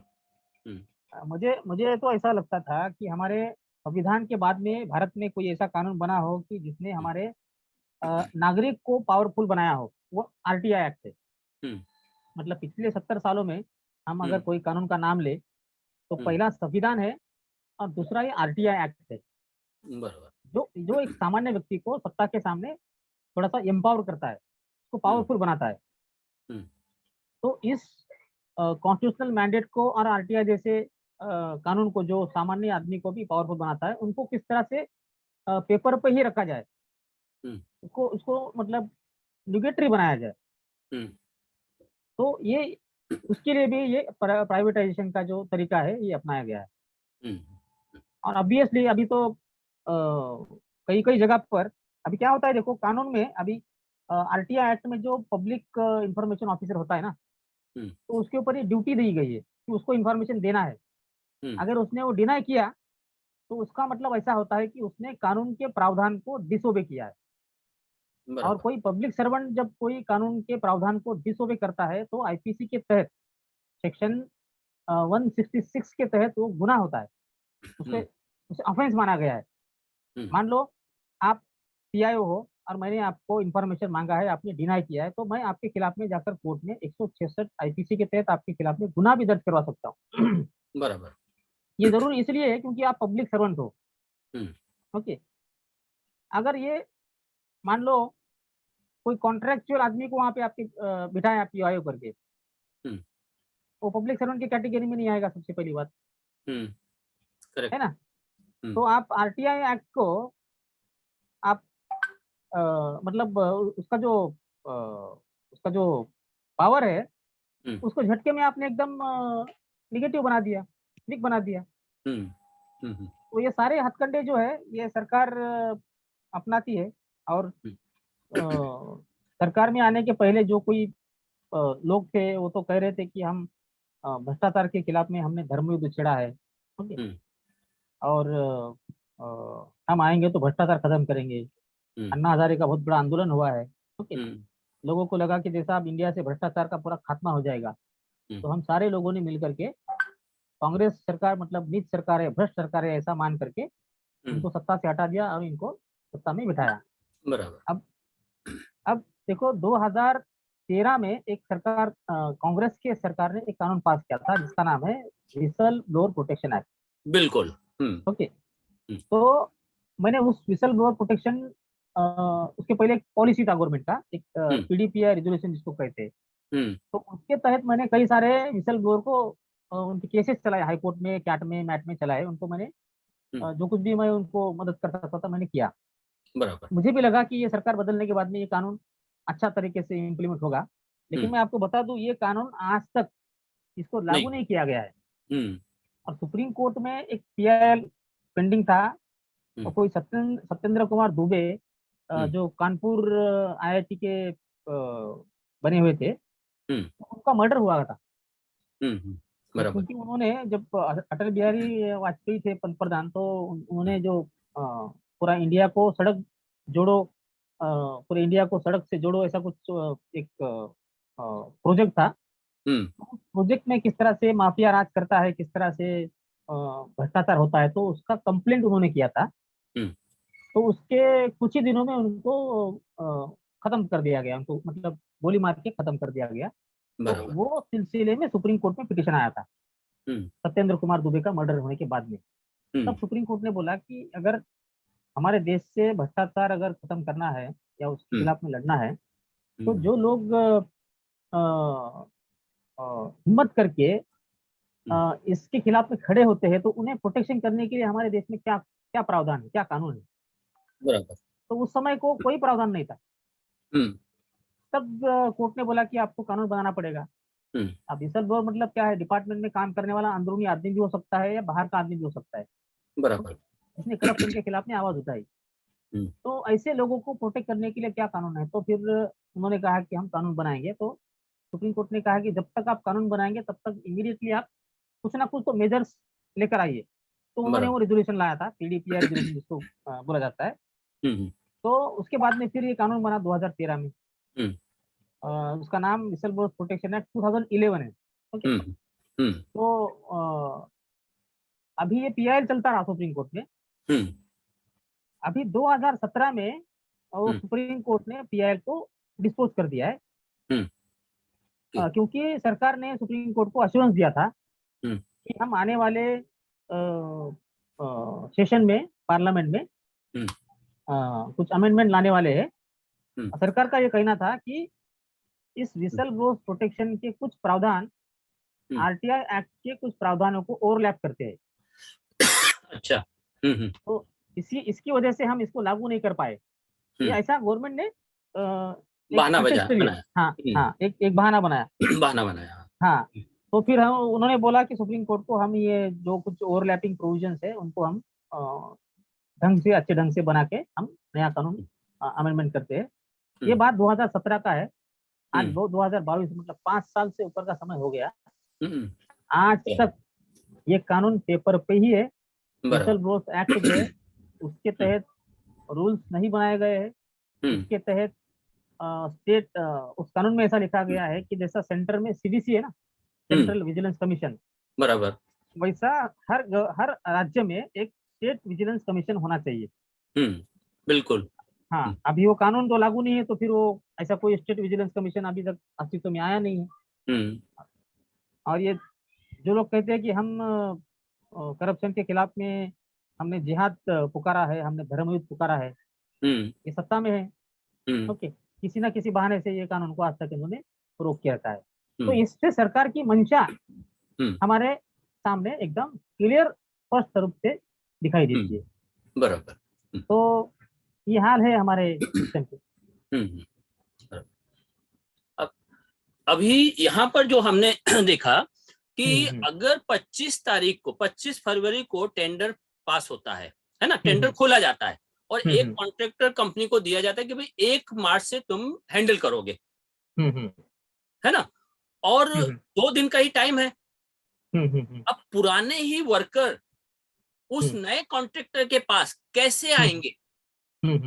एक नियम कायदे कानून तो होते हैं ना, तो वो नियम कायदे कानून 2 दिन में तो पास होने वाले नहीं। तो यहाँ पर अपने आप ही अगर हम संवैधानिक व्यवस्था को देखेंगे तो कहीं ना कहीं बहुत बड़ा झोला तो किया ही है गलत। लीगल का काम तो जो होना चाहिए कि भाई आपका पहले हम रिज्यूम लेंगे, उनको चुनेंगे, इनको रखना है नहीं रखना है, बराबर, फिर उसके बाद उनको अपॉइंटमेंट लेटर देंगे। वो प्रोसेस यहाँ पर हुआ नहीं और वही कंपनी के वही पुराने वाले नए वाले में चले गए। अगर ये कंपनी का मालिक चेंज करना है तो फिर आपको चलते मालिक चेंज करने की इसकी जरूरत क्या है, और वर्कर चाहिए आपको तो वर्कर क्यों नहीं कंटिन्यू रख रहे? ये दोनों चीजें आपस में वो कर रही है ना एक दूसरे को। तो उसके बेस पर क्या हम इनके खिलाफ खड़े नहीं हो सकते? हमने इनसे मांगा कि भाई आप अपॉइंटमेंट लेटर दीजिए हमें, हम इनका रोज्यूम दीजिए। तो कहा गया कि ये कंपनी के पास होगा, किसके? जो नई कॉन्ट्रैक्टर कंपनी उसके पास। जबकि किसी भी जगह हम जाएंगे, किसी भी कंपनी में कोई भी, तो उनका पूरा रेज्यूम जहां पर कॉन्ट्रैक्टर यानी काम कर रहा है वहां पर सब देना पड़ता है किसी भी कंपनी में। तो ये यहाँ पर क्यों नहीं है? इनके पास होगा ही होगा, ये मिलेगा ही हमें, बराबर। तो यहाँ उसी से हमें मालूम पड़ता है कि अगर टाइम के खिलाफ जाकर के आपने काम किया तो कहीं ना कहीं आपने जानबूझकर एक साजिश के तहत कि वर्करों को लगातार गुलाम बनाकर रखा जाए, उनको परमानेंट ना किया जाए। इसके लिए हमें इस प्रकार के सिस्टम को, इस प्रकार का गोरख धंधा करते रहना है और जो भी अधिकारी ये करेगा उसको करने दो। और इसका बहाना लेकर के इन लोगों को पैसा आराम से कमा सकते हैं, नई कॉन्ट्रैक्टर कंपनी से कमा सकते हैं, जो वर्कर लगे हुए हैं उनसे कि भैया तुम्हें मैं निकाल दूंगा अगर तुमने मुझे 5,000 रुपए महीना नहीं दिया, तो अपनी सैलरी का 10% या 25% नहीं दिया तो ये खेल अपने आप ही चालू हो जाएगा ना इसमें। बराबर। तो वही चीज का मैं इनको नोटिस भी भेज रहा हूँ ये कंपनी के अथॉरिटी को, और जो हमारा ये वीडियो में जो हमने ये किया है इसको भी मैं वहां पर भेजूंगा। ऐसे हमने मुजफ्फरनगर का किया था, मुजफ्फरनगर की वर्दीधारी कुत्ते, हमने कुत्ते वर्ड यूज किया था। क्योंकि इतना खतरनाक मतलब उन्होंने गलत काम किया था, तो वो वर्ड के साथ हमने इनको वीडियो और सब चीज भेजी थी, जिसके बाद उन लोगों ने खुद एफआईआर करी थी सामने वालों के खिलाफ अपने। अब ये वर्ड हम इस्तेमाल करते किस लिए करना पड़ रहा है? हम करना थोड़ी ना चाहते, मगर जिस तरीके से इन लोगों ने इंसानों को कुत्ता बना दिया है, इंसानों के साथ इस तरह दरिंदगी भरा व्यवहार कर रहे हैं, इनको गुलाम बनाकर रख रहे हैं, इनके साथ तो और भी गंदे, इनको तो बहुत कुछ बोलना चाहिए हम लोगों को। जिसकी बलात्कार होता है, जिसके साथ गलत ये होता है, जिसका सब कुछ छीन लिया जाता है, वो बेचारे कैसे रहते हैं? क्या हमें नहीं चाहिए कि हम इन लोगों के लिए मतलब कुछ बोले? हम हर इंसान को बोलना पड़ेगा ना। हर इंसान बोलेगा कि क्या इंसान है तू, अपने बच्चों को क्या खून सनी रोटी खिला रहा है? क्या तुझ में जरा भी इंसानियत नहीं है? क्या उसको इंसान नहीं समझता जो इस तरीके से इन लोगों को गुलाम बनाने में लगे हुए हो आप लोग? क्या ये बोलने का हक हर इंसान को नहीं है क्या? शर्मा जी, हाँ बोलिए भोगीराम जी, थोड़ा आप पहले पंचाल जी आप कुछ बताइए पहले, मैंने जो बोला उस मामले में। हाँ पंचाल साहब, जो मैंने बोला, देखो हमको जो कानून, जब हम कानून की बात करते हैं तो कानून के दायरे में रहते हुए ही हमको संघर्ष करना होता है, ये बात सबसे पहले हमको याद में रखना है। तो पार्लियामेंट्री शब्दों का प्रयास यूज करने का प्रयास करने का पहली बात तो तो हम में और गलत आदमी में कोई फर्क नहीं रहेगा अगर हम भी इस तरह के भाषा का प्रयोग करना शुरू करेंगे तो ये मेरा कहना है कि जो भी हमारा जो संवैधानिक अधिकार है उसको हमको इम्प्लीमेंट करना है, तो हमको संवैधानिक दायरे में रह के काम करना है, ऐसा मेरा ये कहना है। हेलो, हाँ भोगीराम जी आप बताइए कुछ आपका? हाँ जी, मैं काफी सुन रहा हूँ, मैं काफी अच्छी बात है कि भी हमारा, देखिए देश तो हमारा आजाद हो गया, ठीक है जी। एक आजादी मिली है हमें, किताबों में मिली है। सही मायने में जो कानून ये हमारे ऊपर लादे गए ना, और जो संविधान है या किताब जो कानून है, ये सही मायने में बड़े लोगों के लिए है। गरीब आदमी के लिए तो मतलब ये है कि भी इनका अत्याचार और मतलब दुरुपयोग किया जा रहा है इनका, ठीक है ना जी। आप देख रहे हैं कि जुडिशरी में भी यही चल रहा है। जो जुडिशरी को जानते, जो एलएलबी लोग किए हुए होते हैं ना, वो सबसे ज्यादा अत्याचार कर रहे हैं देश के ऊपर।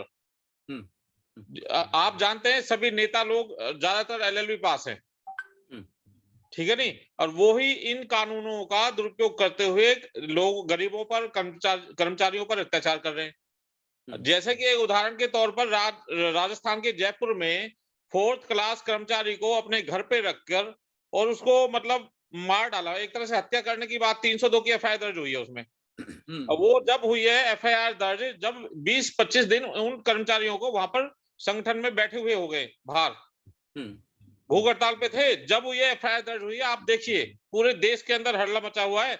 नहीं तो आम आदमी अगर कोई डेथ हो जाती है ना, तुरंत एफआईआर दर्ज हो जाती है, क्योंकि यहाँ पर जज का मामला है, जज एलएलबी पास है, उसको कानून का पूरा ज्ञान है, और तब यहाँ पर वो अत्याचार कर रहा है, उत्पीड़न कर रहा है लोगों का खुलेआम। तो देश के अंदर जो न्याय व्यवस्था ही इतनी खराब है, उसके अंदर करप्ट जजेस भरे बैठे हैं, तो कौन मतलब किसके पास जाए हम? बिल्कुल, सबसे बड़ी बात यह है कि भी जो आम आदमी जो पीड़ित है, किसी कंपनी से पीड़ित है, किसी और चीज से पीड़ित है, वो जाएगा आखिर तो कहता है हम कोर्ट में जाके देखेंगे, और कोर्ट में इतनी बुरी हालात में तारीख पे तारीख।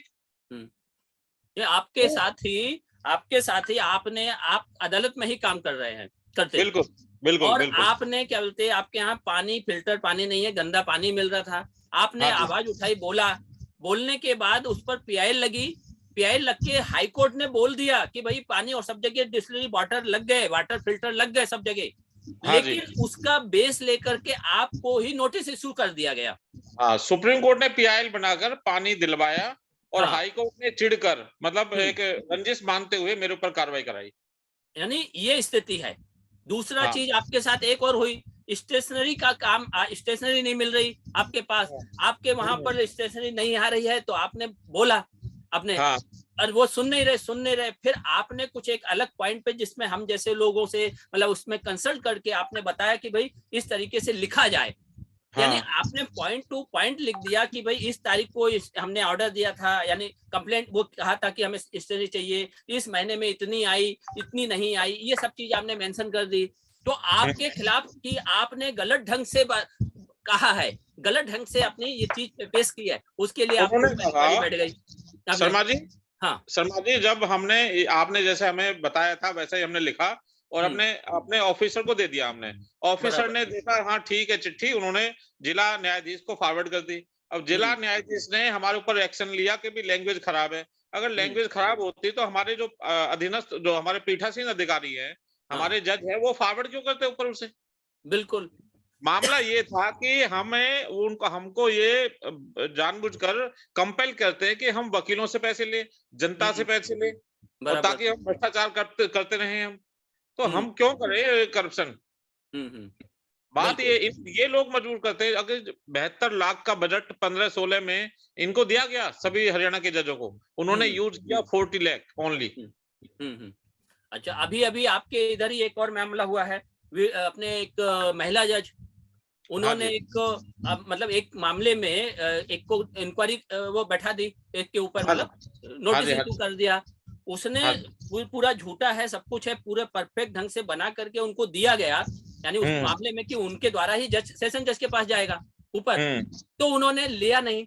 उस मामले में जब लिया नहीं, तो उस चीज को जब आपके द्वारा मेल पे, उनके द्वारा मेल पे भिजवा दिया गया, तो उसके ऊपर भी इंक्वायरी मतलब। और अभी जब चलते, जस्ट अभी कौन सी तारीख को आपका मैटर था उस मामले में, तो जज चलते आईओ जो है, वकील आ नहीं पाया उस दिन, वकीलों की चलते वो थी, तो आईओ ने चलते सीधे बोल दिया, जज आईओ थे, है ना, उन्होंने उसके ऊपर पेनल्टी लगा दी 2000 रुपए की पेनल्टी लगा दी अपने कर्मचारी पर, जो कि 4th क्लास एक चपरासी होता है, तो जिसकी सैलरी 20-22 हजार सैलरी है, उसमें 2000 रुपए फाइन लगाया है। और उससे पहले जिस दिन वकील ने ज्वाइन किया, एफिडेविट उसका वकालतनामा दिया, उसी दिन कह दिया फाइल फेंक के अभी कराओ क्रॉस, जबकि वकील हमारा प्रिपेयर नहीं था। तो तो मुख्य एक्चुअली चीज में ये क्या है, है, हाँ मुख्य अरबों चीज ये रुपए है, का बिल्कुल शर्मा जी, अरबों रुपए का करप्शन है। ये जो 4th क्लास कर्मचारी हैं जो कोर्ट में काम करने चाहिए थे, वो जजों की कोठी पे काम कर रहे हैं। और एक कर्मचारी की 30,000 रुपए सैलरी है ना, और 3 लगा लो आप, तो 1 लाख रुपए महीने का हो गया। बराबर।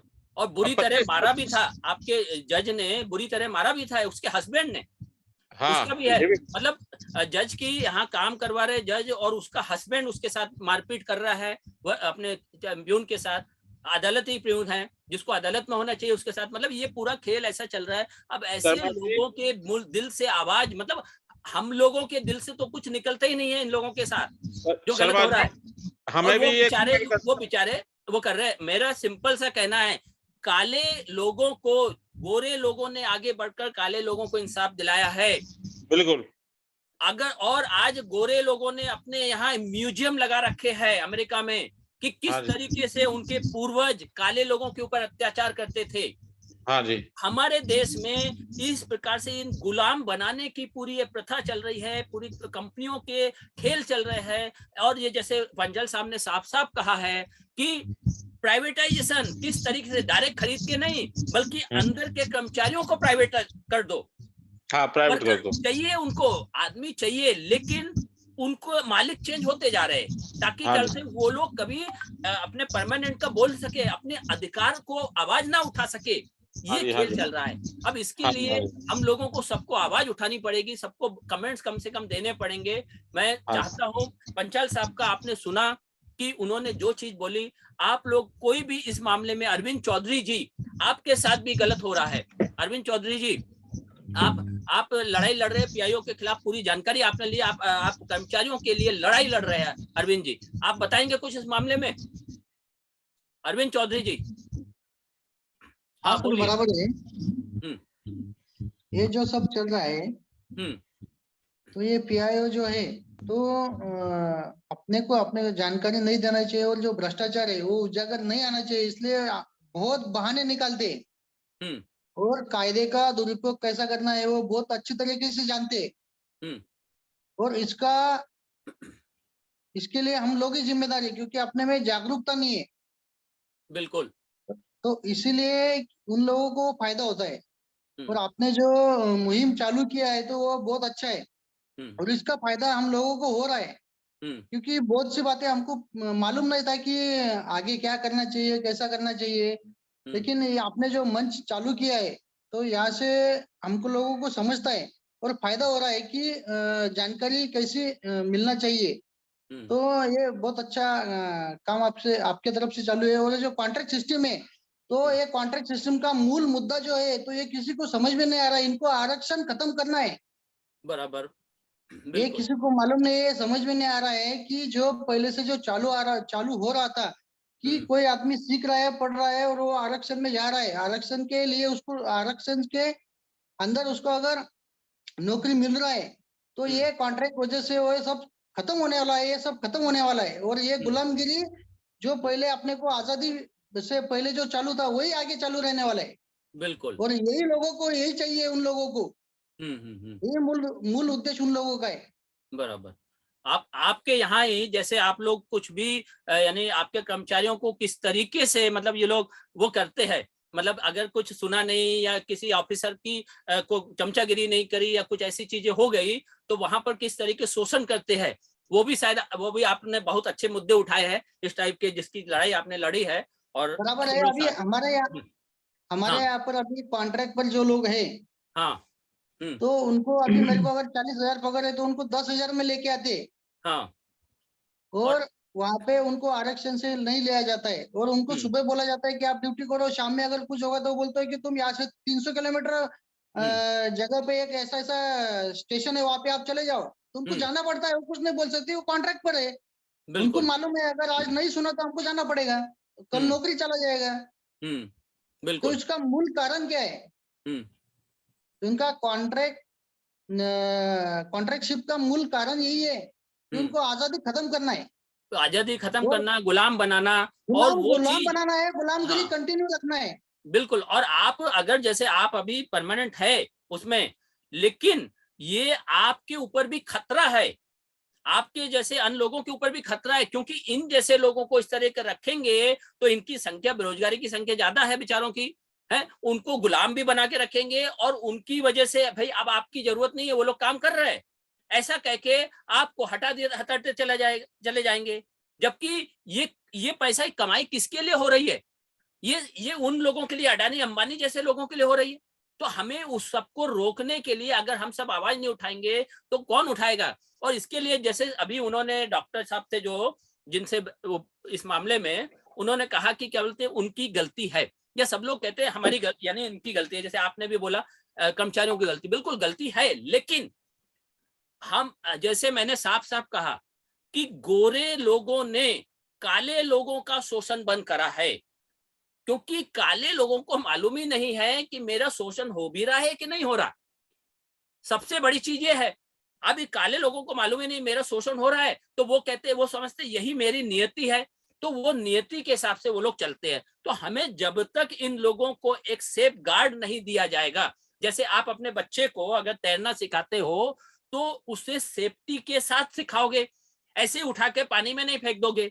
ठीक वही स्थिति है, इन लोगों को, इन कर्मचारियों को जब तक हम सेफ्टी नहीं देंगे, जब तक हम उनको ऐसे कुछ उदाहरण नहीं देंगे, जब तक उनके लिए, जैसे विसिल ब्लोअर, पंचाल जी ने कहा सीधे सीधे कि विसिल ब्लोअर एक्ट मतलब आपके घर के अंदर, यानी आपकी कंपनी में किस तरह शोषण किया जा रहा है किसी का, उसकी आवाज बाहर नहीं आएगी, उसकी विसिल ब्लोअर कोई बाहर निकलकर बाहर बताएगा नहीं, तब तक उसकी जानकारी नहीं जाएगी। तो ऐसे विसिल ब्लोअर को जब तक विसिल ब्लोअर एक्ट के तहत प्रोटेक्शन नहीं दिया जाएगा, तब तक वो अपनी आवाज को बाहर नहीं निकाल पाएगा। और इस सब के लिए हम सबको उतरना होगा, जैसे गोरों ने कालों के लिए किया था काम, वैसे हम सबको जो जानकार लोग हैं, जिनको जानकारी है, वो एक साथ आगे आए, इन लोगों को कम से कम कहीं ना कहीं जलील करना शुरू करें, इस चीज के ऊपर आवाज उठाएं कि भाई ये प्रोटेक्शन दो। विटनेस प्रोटेक्शन एक्ट आसाराम के मामले में बड़ी मुश्किल में लागू हुआ, लेकिन आज तक महाराष्ट्र में किसी को पता नहीं है कि विटनेस प्रोटेक्शन एक्ट 2018 बना हुआ है, जिससे पूरी सुविधाएं मिली हुई है गवाहों को, शिकायतकर्ता को, लेकिन एक भी पुलिस थाने में पूछ लो, किसी को नहीं मालूम है इसके बारे में। पूरे देश में ये कानून लागू हो गया है, सुप्रीम कोर्ट ने अपने हथियार का यूज करके उन्होंने किया है, ये लागू करवाया है, मगर किसी को पता नहीं है। तो मैं इस मामले में कोई और कुछ पूछना चाहता है, पंचाल जी इस मामले में पूरी जानकारी देंगे। हेलो, हाँ बोलिए। हेलो, हाँ नितिन जी आप बात बोलिए। हाँ, राजेश भाई से रिक्वेस्ट है कि वो जो बिल है ना अभी, विटनेस प्रोटेक्शन एक्ट, थोड़ा उसका शेयर करेंगे तो अच्छा है वो। हाँ बिल्कुल, वो यहाँ पर अपने इसमें हम लोग इसमें डाल देंगे, या फिर आप लोग सब लोग अपने अपने नंबर डाल दीजिए हमारे पास इसमें, तो हम विटनेस प्रोटेक्शन एक्ट का बिल हम इसमें आपको सबको व्हाट्सएप पर पहुंचा देंगे इसके अंदर, ताकि चलते सबको मालूम पड़े विटनेस प्रोटेक्शन एक्ट 2011 क्या था। सरल भाषा में रहेगा तो और भी अच्छा है, इंग्लिश में रहेगा तो पढ़ भी लेंगे। जी जी बिल्कुल। ठीक है पंचाल साहब जी, विसिल ब्लोअर एक्ट का जो है, अगर सरल भाषा में कुछ है अपने पास तो देखिएगा, नहीं तो फिर उसकी भी एक बार हम लोग, नहीं तो इंग्लिश में भी चलेगा, पढ़ लेगा मैं। हाँ बोलिए। हाँ सर, ये जो डीपीडीपी बिल की बात जो है, जिसके ऑब्जेक्ट को लेके ये कार्यक्रम आयोजित हो रहा है, उसके बारे में एक भी लाइन नहीं बोली गई कि किस तरह से आरटीआई को कमजोर कर रहा है। तो अगर आयोजक इस बारे में थोड़ा सा कहें कि इसकी ये बात जो है आरटीआई को थोड़ा सा कमजोर कर रही है, तो थोड़ा सा लगेगा कि ऑब्जेक्ट पूरा हुआ प्रोग्राम का। जी जी जी जरूर, मैं अभी इस मामले में बोलता हूँ। पंचाल साहब जी, पहले ये नितिन जी की बात पूरी मैं कर लेता हूँ, फिर मैं उसके मामले में भी आता हूँ कि हमारे को कैसे हमारे आरटीआई एक्ट को कमजोर किया जा रहा है डाटा प्रोटेक्शन एक्ट के तहत, है ना, बिल के तहत। ठीक है पंचाल साहब जी, आप कुछ बताइए, नितिन जी ने आपसे कुछ पूछा था थोड़ा। हाँ, विसल ब्लोअर्स प्रोटेक्शन एक्ट जो है ना, उसका पीडीएफ हमें गूगल में भी अवेलेबल मिल जाएगा, गवर्नमेंट गैजेटेड कॉपी, हिंदी में भी रहेगा, इंग्लिश में भी रहेगा। अगर नहीं है किसी के पास में तो मैं शर्मा जी को शेयर करता हूँ, Sharma ji can share to all. ठीक है मैं धन्यवाद। ठीक है।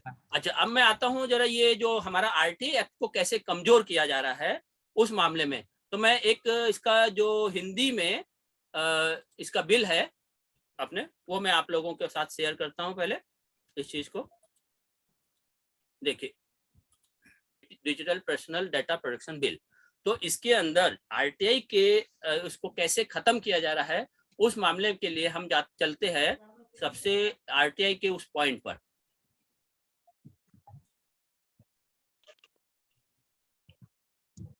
ये देखिए संशोधन किया जा रहा है ना, संशोधन क्या है, सूचना प्रौद्योगिकी अधिनियम 2000 को निम्नलिखित, ये आईटी अधिनियम है, को निम्नलिखित तरीके से संशोधित किया जाएगा।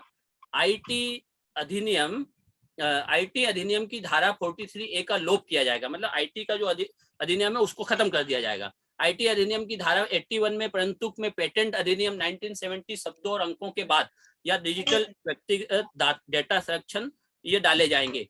तथा अब देखिए ये सी भी हो गया। अब ये जो है दूसरा नंबर, सूचना का अधिकार अधिनियम 2005 की धारा 8 की उपधारा 1 के खंड जे को निम्नलिखित तरीके से संशोधित किया जाएगा। ये हमारे आरटीआई एक्ट में ये धारा है 8 एक्ट धारा की उपधारा 1J।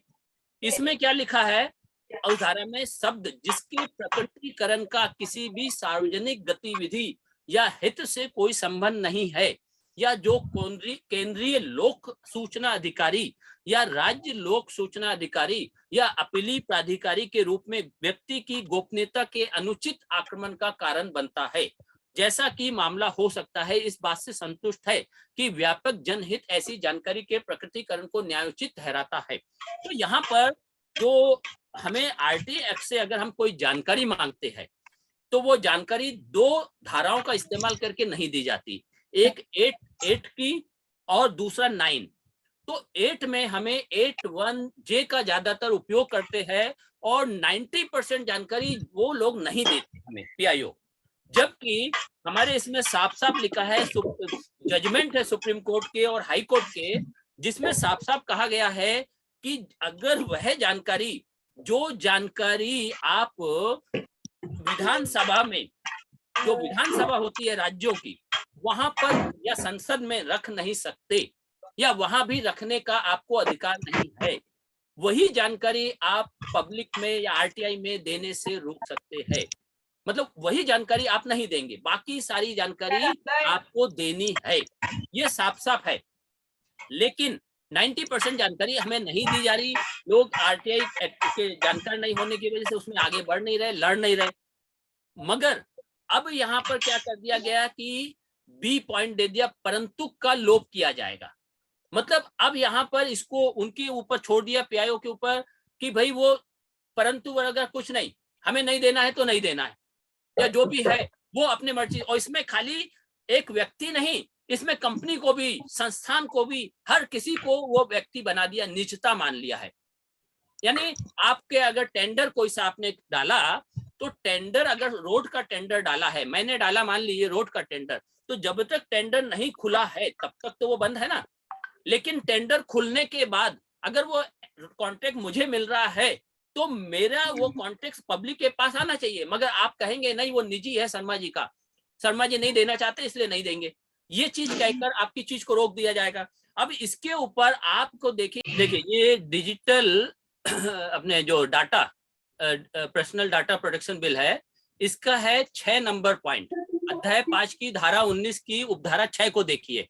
इसके अंदर लिखा है नो सूट प्रोटेक्शन, इसको हिंदी में मैं बोलता हूँ, इस अधिनियम के प्रावधानों के तहत नेक नियति से किए गए या किए जाने के लिए आश्रयित किसी भी बात के लिए बोर्ड या उसके अध्यक्ष, सदस्य, कर्मचारी या अधिकारी के खिलाफ कोई मुकदमा, अभियोजन या अन्य कानूनी कार्रवाई नहीं होगी।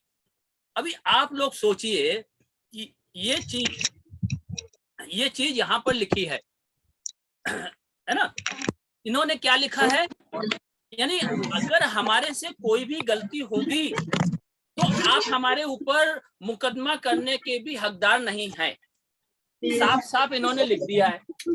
यानी ये चीज नेक नियति से, मतलब आप अगर गलत काम करेंगे तो भी आपके ऊपर कोई कार्रवाई नहीं होगी।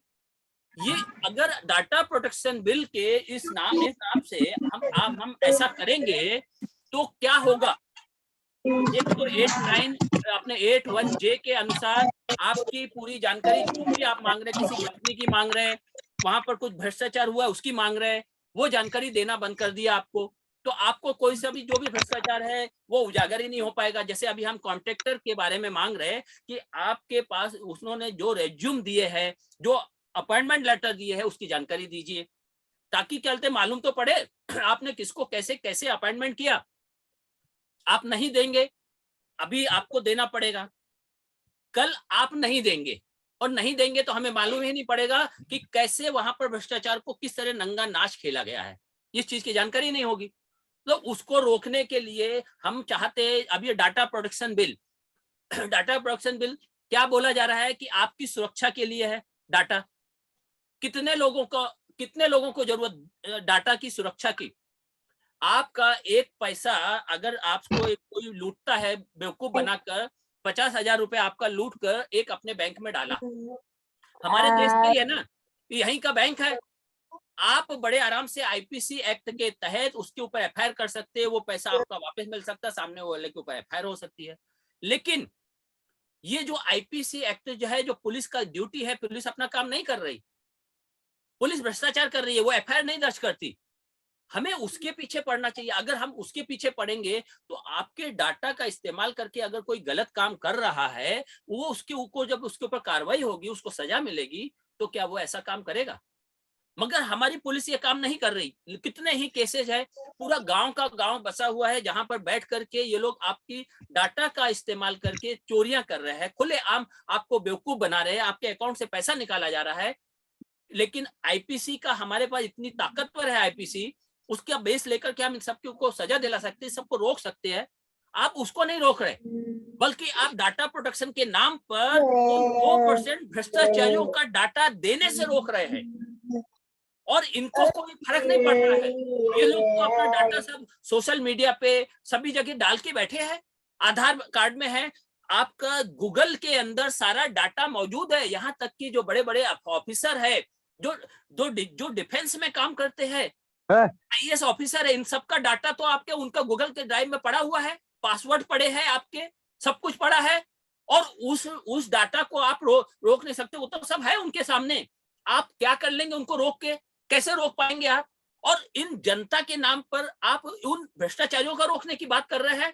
तो इसीलिए हम इसका विरोध कर रहे हैं कि कितने लोग सिर्फ जो आरटीआई से मांगते हैं, कितने परसेंट लोग हैं वो जो आरटीआई से डाटा मांग रहे हैं, सिर्फ 2% भ्रष्टाचारियों का मांग रहे हैं, कोई 98% लोगों का नहीं मांग रहे डाटा। मुश्किल से 1 करोड़ लोगों का डाटा मांगा होगा आरटीआई से किसी ने। इस 1 करोड़ के पीछे आप इन लोगों को रोकने की बात कर रहे हो, 1 करोड़ को बचाने का काम कर रहे हो आप। ये मुख्य खेल है, और इसीलिए हम इसका बिल का विरोध कर रहे हैं। हाँ नितिन जी, आप कुछ बोल रहे थे इस मामले में? नहीं वो मेरा हो चुका है। हाँ, तो ये जो मुख्य चीज है डॉक्टर साहब, डॉक्टर जैन जी, ये मुख्य कारण है। हाँ, मैं सुन पा रहा हूँ। हाँ, अभी जो आपने जो बात कही है, हाँ, वो डिजिटल जो डाटा है उसके संदर्भ में है। हाँ, और अगर यहाँ पर ये मीटिंग में सभी जो पार्टिसिपेंट्स अगर ऐसा महसूस करते हैं, तो क्योंकि अभी ये बिल है, अभी तो ये पार्लियामेंट में जाएगा, तो हमें एक ड्राफ्ट तैयार करके कि ये जो भी कुछ इसमें प्रोविजोज वगैरह हैं, इसका हम विरोध करते हैं। और ये तो पॉसिबल ही नहीं है कि किसी दूसरे एक्ट को एक दूसरे एक्ट के माध्यम से खत्म कर दिया जाए, ये पॉसिबल ही नहीं है। हाँ, तो हमें उन चीजों को ढूंढ लेना चाहिए इसमें कि ये जो बातें हैं ये उस किसी दूसरे कानून का उल्लंघन कर रही हैं। हमें उसको लीगल फ्रेमवर्क में जाके करना चाहिए। वो सरकार या कोई भी है वो अपने हिसाब से करते हैं, लेकिन इसमें आरटीआई का कहीं भी एक भी पॉइंट ऐसा नजर नहीं आया जो कहीं आरटीआई के का उल्लंघन कर रहा, कहीं भी कोई स्पष्ट नजर नहीं आ रहा। बिल्कुल मुझे तो नजर नहीं आया। नहीं, तो ये जो डिजिटल में साफ साफ संशोधन करके बोला जा रहा है कि आरटीआई के इसको खत्म करना है, मतलब उस चीज का पुनरावृत्ति अध्याय 5 की धारा amendment 29 number amendment 29 number. 1 minute मैं उसको 29 नंबर पेज। 1 मिनट मैं उसको लाता हूँ।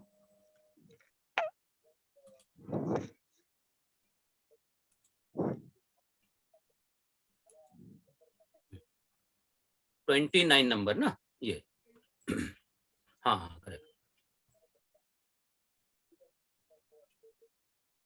ये देखिए 29 का अन्य कानूनों के साथ नहीं 30 नंबर बराबर है। 30 नंबर का 2 नंबर है ये 8 का। तो इसमें लिया जा रहा है बी पॉइंट पे क्या हो रहा है, परंतु का लोप किया जाएगा, है ना। इसको इंग्लिश में देखना है अपने को। 1 मिनट में इंग्लिश का भी खोलता हूँ अगर ये क्लियर है। इसमें मैं 30 पॉइंट पे जाता हूँ।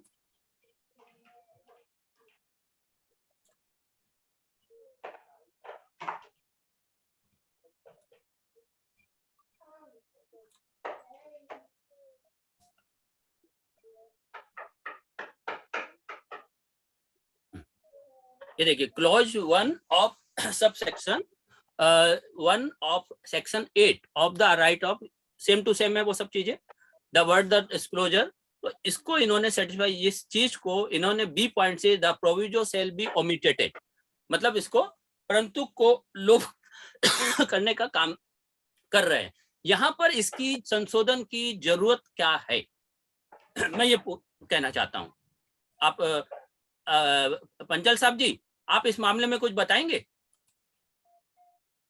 शर्मा जी, ये मेरे ख्याल से जो पहले का जो प्रोविजन था ना, हाँ, उसमें भी जो है हम किसी प्राइवेट इंडिविजुअल का इंफॉर्मेशन अगर मांगते हैं तो उसके अनुमति के सिवाय ये इंफॉर्मेशन नहीं दी जा सकती है करके पहले ही आरटीआई में ऐसा प्रावधान है। शायद बराबर। वही प्रावधान को इस तरह से अभी अमेंड किया जा रहा है, बराबर ना? बराबर, करेक्ट। हाँ, तो यहाँ पर इंडिविजुअल इंफॉर्मेशन जो है ना, किसी व्यक्ति का इंडिविजुअल इंफॉर्मेशन, बराबर, तो ये क्या वाकई में पब्लिक के हित में है? तो ऐसा अगर हाँ इस अथॉरिटी को लगता है तभी दिया जाएगा। और मेरे ख्याल से ये देखो, हमारे संविधान में हर किसी आदमी को उसका इंडिविजुअल डिग्निटी, उसका इंडिविजुअल राइट टू प्राइवेसी, इसको फंडामेंटल राइट के तौर पर गारंटीड किया है। ओके, तो ये उस बात को ध्यान में रखते हुए इवन ओरिजिनल आरटीआई एक्ट में भी ये जो प्रोविजन बनाया गया है कि अगर मैं किसी इंडिविजुअल की सूचना अगर मांगता हूं तो उसको उस व्यक्ति के अनुमति के सिवाय मुझे वो नहीं मिल सकेगी। ठीक, ऐसा ओरिजिनल प्रोविजन है। और आज के समय में जो प्राइवेसी का जो राइट है वो बहुत महत्वपूर्ण राइट है। और आपको शायद पता होगा, एक किताब आई थी 1984 नाम की, उसको लिखा था जॉर्ज ओरवेल ने। तो इस तरह से सत्ता जो है आपके ऊपर नजरें टिकाई रहती है, जैसा अभी रिसेंटली पेगासस का मामला सुप्रीम कोर्ट में आया था। ओके, मतलब आप क्या करते हो, किधर जाते हो, क्या घूमते हो, कितना पैसा खर्च करते हो, आपकी निजी लाइफ में आप जो जीवन जीते हो उसके ऊपर निगरानी रखने का काम इस तरह से किया जाता है। तो वो उस अधिकार को, जो निजता का जो हक है, उसको प्रोटेक्ट करने के लिए ही इस तरह का प्रावधान शायद मुझे लग रहा है ये यहाँ पर किया जा रहा है। इसमें मुझे कोई दिक्कत नजर नहीं आती। अभी इसको जो इन्होंने कंपनी को भी इसमें बना दिया है कि जो जितनी कंपनी संस्था उसको भी एक इंडिविजुअल बना दिया गया है इसके अंदर। मुझे ऐसा नहीं लग रहा है। हाँ, कोई इस मामले में समझाना चाहता है? हाँ, नहीं, मैं खाली पूछना चाहता हूँ राजेश भाई से। डीपीडीपी बिल है, इसमें आरटीआई से संबंधित कोई भी ऐसा प्रोविजन नहीं है। इसके ऊपर जो है ये हो हल्ला मीडिया के थ्रू आ रहा है, ऐसा कुछ भी नहीं है। और अगर मान लो किसी को लगता है तो हम इसके बारे में अभी पार्लियामेंट में जाएगा, हम उस पर लिख सकते हैं। और ये यहाँ पर अगर लिख भी दिया है तो ये आगे पास होने वाला भी नहीं, मैं बता देता हूँ, क्योंकि किसी दूसरे एक्ट के बारे में अमेंडमेंट वही होगा, नोटिफिकेशन हो रहा है उसका, अमेंडमेंट वही होगा। आप ये थोड़ी कि किसी दूसरे एक्ट को लाके वहां उसको अमेंड कर देंगे, ये पॉसिबल ही नहीं। पंचल साहब, इस मामले में आप बोल सकते हैं कि ये ऐसा कुछ किया जा सकता है क्या यहाँ पर? मतलब तो जैसा इन्होंने बोला, इन्होंने डॉक्टर साहब बोल रहे हैं कि ऐसा नहीं हो सकता, तो क्या ये पॉसिबल है? मतलब ये दूसरा अमेंडमेंट इस टाइप का नहीं कर सकते किसी दूसरे उसमें?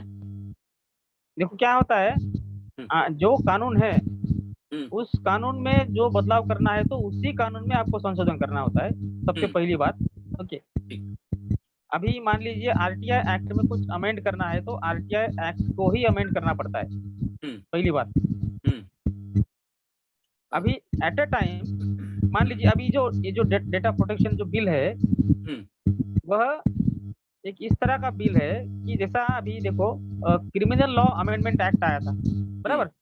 निर्भया का जो कांड हुआ दिल्ली में, बराबर, उसके बाद में निर्भया केस में जो सामने हमारे सिस्टम की गलतियां जो आई सामने, तो उसकी वजह से हमने क्रिमिनल लॉ अमेंडमेंट एक्ट के नाम से एक कानून लाया, जिसके तहत आईपीसी में अमेंड किया गया, सीआरपीसी में अमेंड किया गया, इंडियन एविडेंस एक्ट में अमेंड किया गया। तो सिमिलरली ये जो डेटा प्रोटेक्शन एक्ट है, ये data protection itself is not act, new act, it is bringing amendments into the respective IT Act and the Right to Information Act.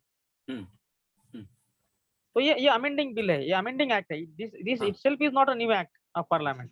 तो मतलब ये कर ही नहीं सकते, मतलब ऐसा हो गया, ये गलत है, मतलब इलीगल तरीके से ये यहाँ पर लिखा गया है। हेलो, नहीं मुझे इसमें इलीगल कुछ नहीं लग रहा है। ये मतलब ये अमेंडमेंट बिल ही है, ये खुद कोई नया कानून नहीं है, ये अमेंड ही कर रहा है दूसरा कानून को। नहीं, मगर ये डाटा प्रोटेक्शन बिल बन रहा है ना, ये नया पूरा एक वो बन रहा है। देखो उसको नाम दिया है डाटा प्रोटेक्शन बिल, लेकिन ये खुद कोई नया कानून नहीं है, डाटा प्रोटेक्शन एक्ट नहीं है। ये एग्जिस्टिंग जो कानून है आईटी एक्ट में, उसी को मजबूत करने के लिए, उसी में कुछ अमेंड करने के लिए ये इस तरह का नया अमेंडमेंट बिल लाया गया है। ये अमेंडमेंट बिल है। नहीं, अमेंडमेंट बिल तो नहीं है ये। ऊपर देखिए आप, इसका अगर फर्स्ट पैरा देखेंगे शुरुआत में, ये मेरे ख्याल से पूरा इंडिविजुअल बनाने का कुछ प्लान चल रहा है। एक मिनट, ये देखिए, अगर ऐसा है तो फिर separately digital personal data protection bill, अगर ये इसी को अगर एक्ट बनाया जाता है तो आरटीआई के एक्ट को जब तक अमेंड नहीं करेंगे डायरेक्टली, तब तक ये इनडायरेक्टली ये कानून उसको अमेंड नहीं करेगा, नहीं कर पाएगा।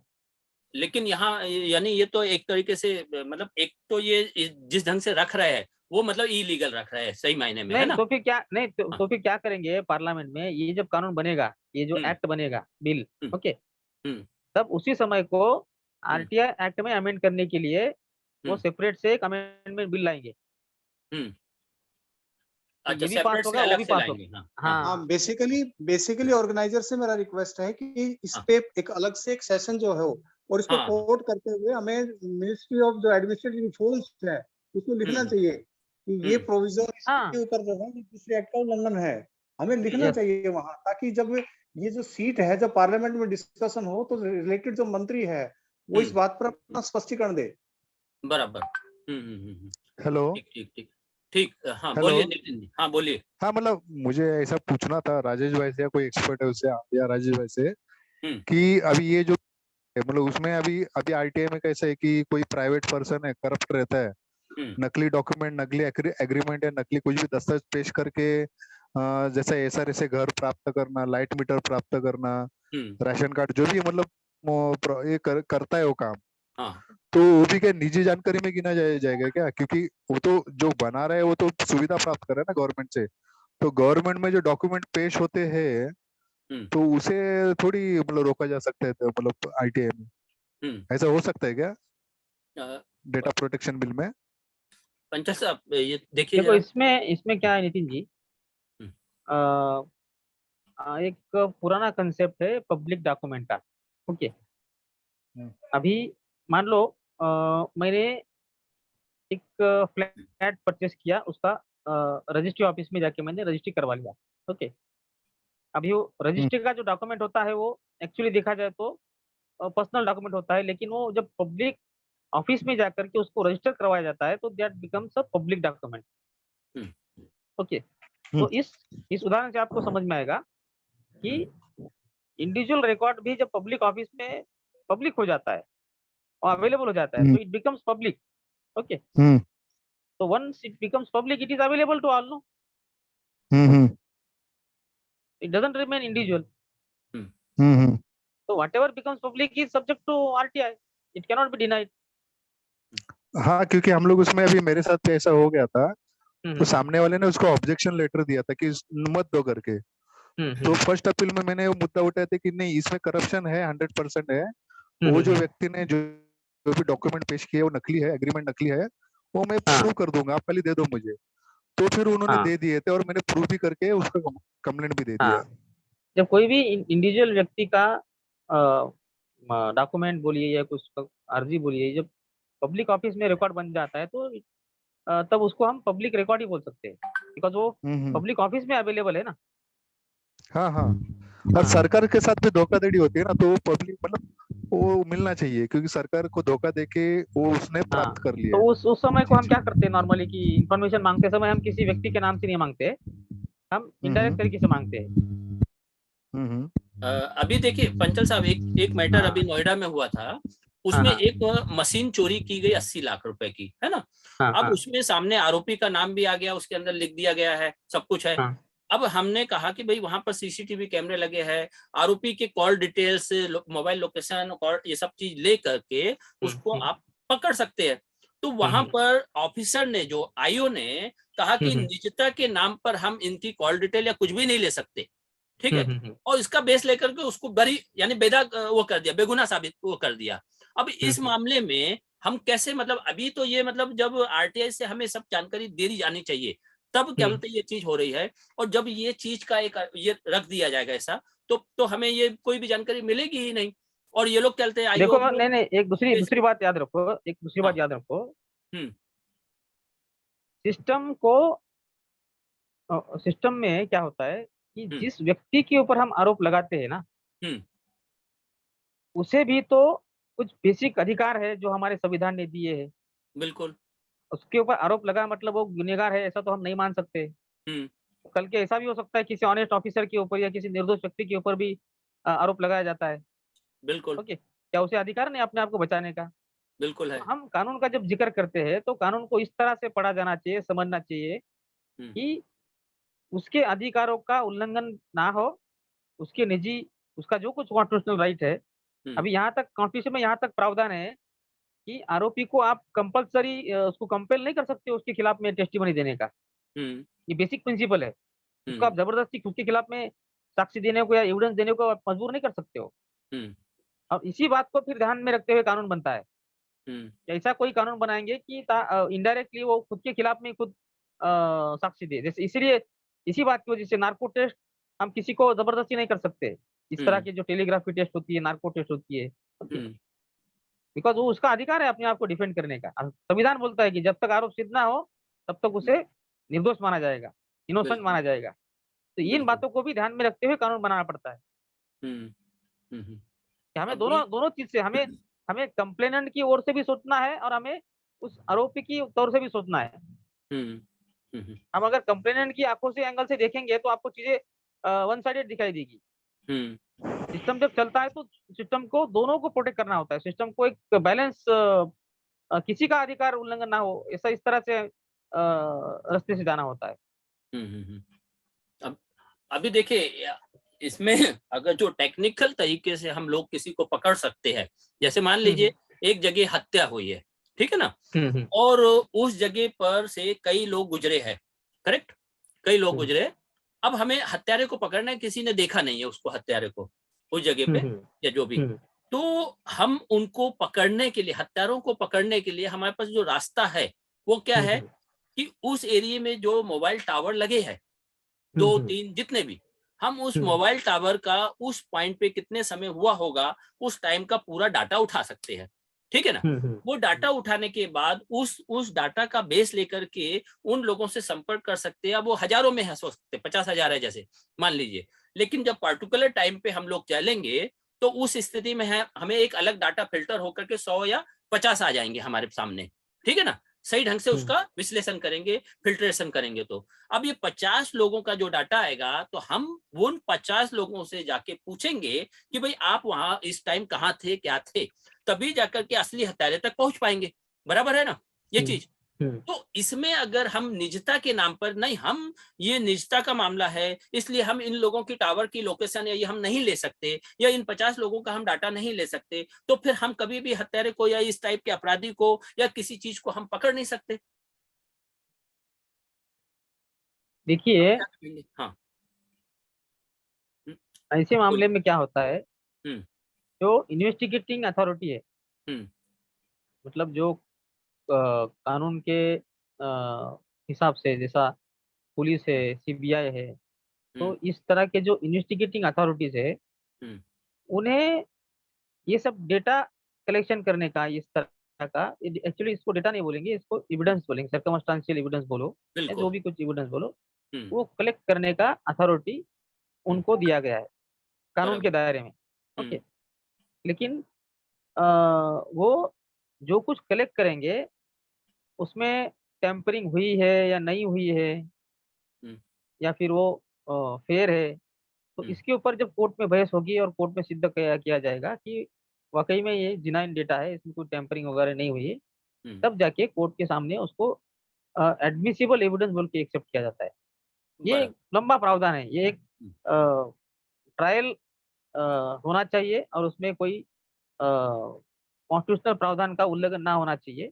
उसका खुद को डिफेंस करने का जो अधिकार दिया गया है उसका भी कोई उल्लंघन नहीं होना चाहिए।